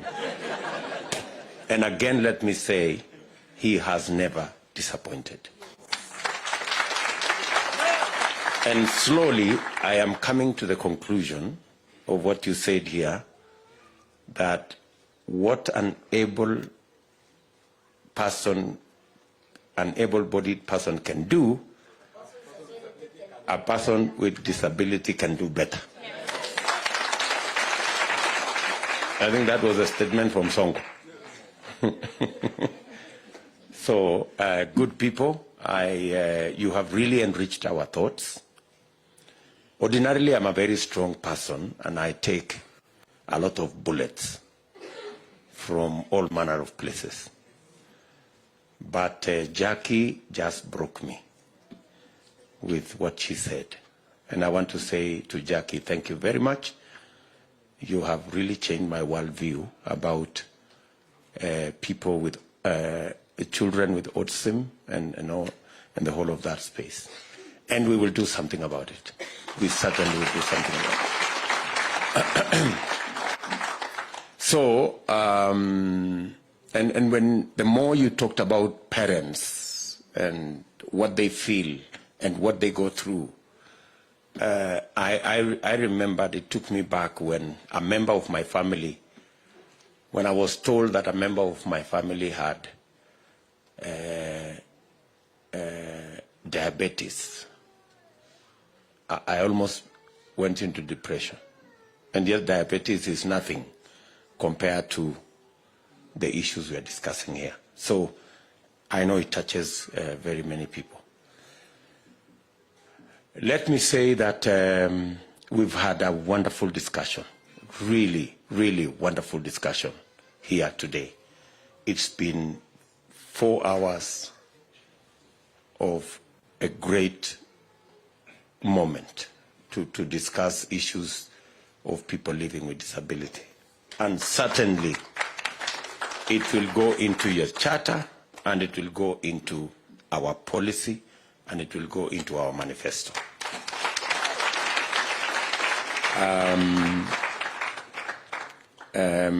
I know we have about 47,000 people living with disability on our cash transfer program. They have told us that many more many more people are not in the net. And I think we have a chance to double actually the number of people living with disability who should be part of the cash transfer program. I think that there is that space, and we are going to work together. I know there is currently a registration of people living with disability and the aged on matters on that cash transfer program. We will again have to review the amount, because the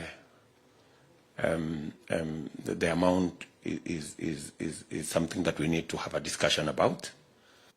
And finally, we have made a commitment as Kenya Kwanza that going forward, money that we, the stipend that is paid as cash transfer, going forward, will be paid before salaries of public servants is paid.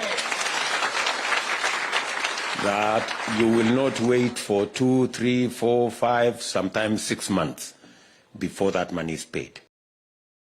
We have said every month, before we pay salary for those of us who are able-bodied, we will pay for people who are on cash transfer first.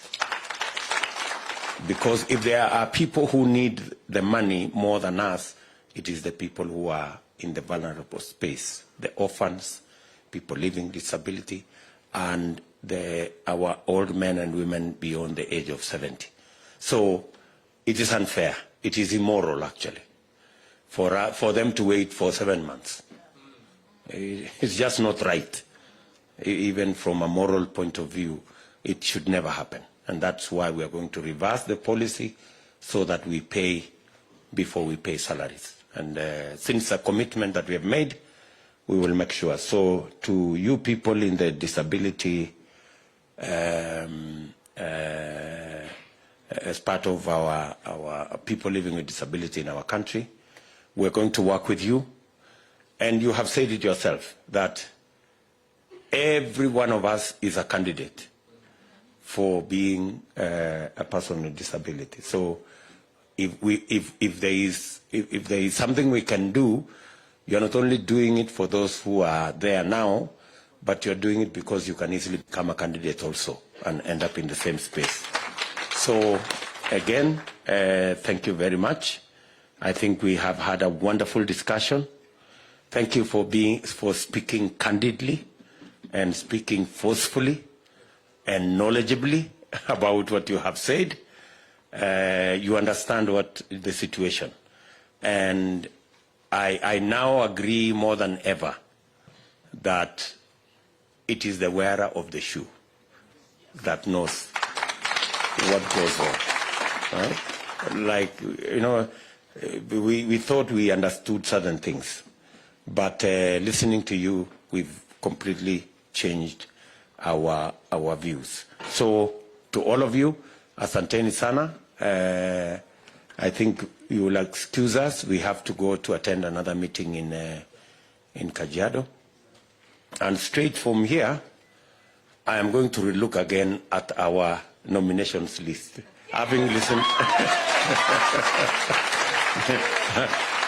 as I sat there, I am not sure that we have everybody in terms of the numbers.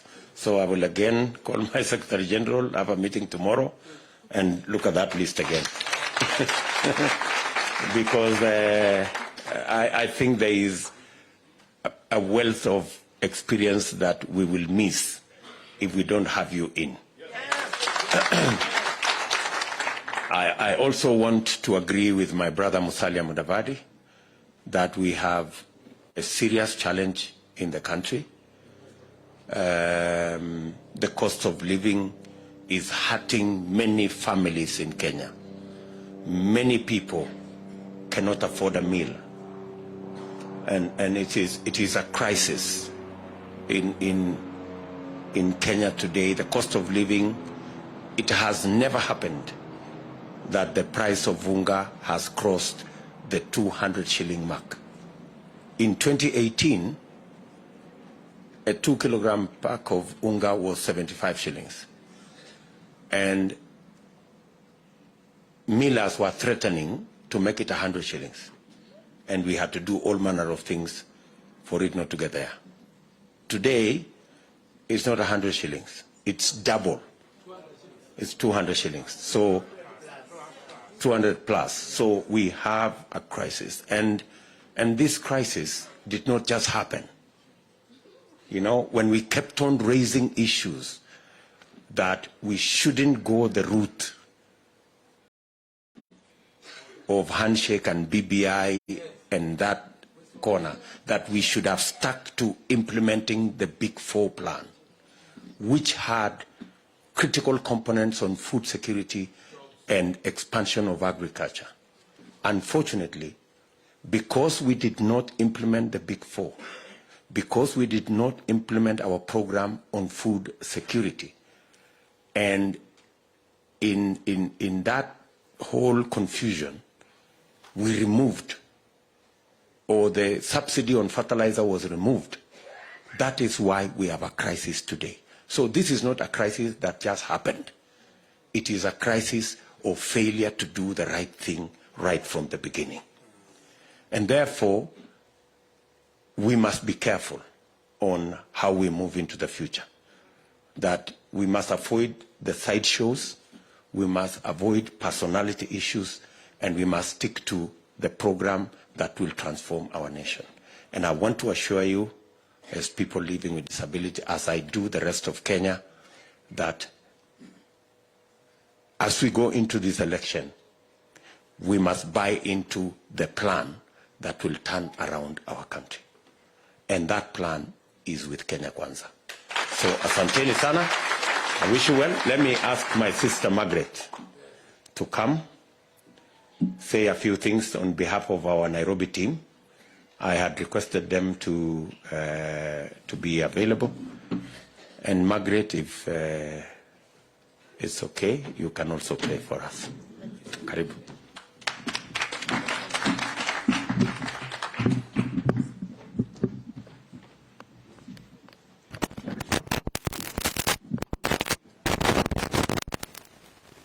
Hallelujah. On behalf of the Kenya Kwanza team, I want to say we love you and we respect you. We love you and we respect you.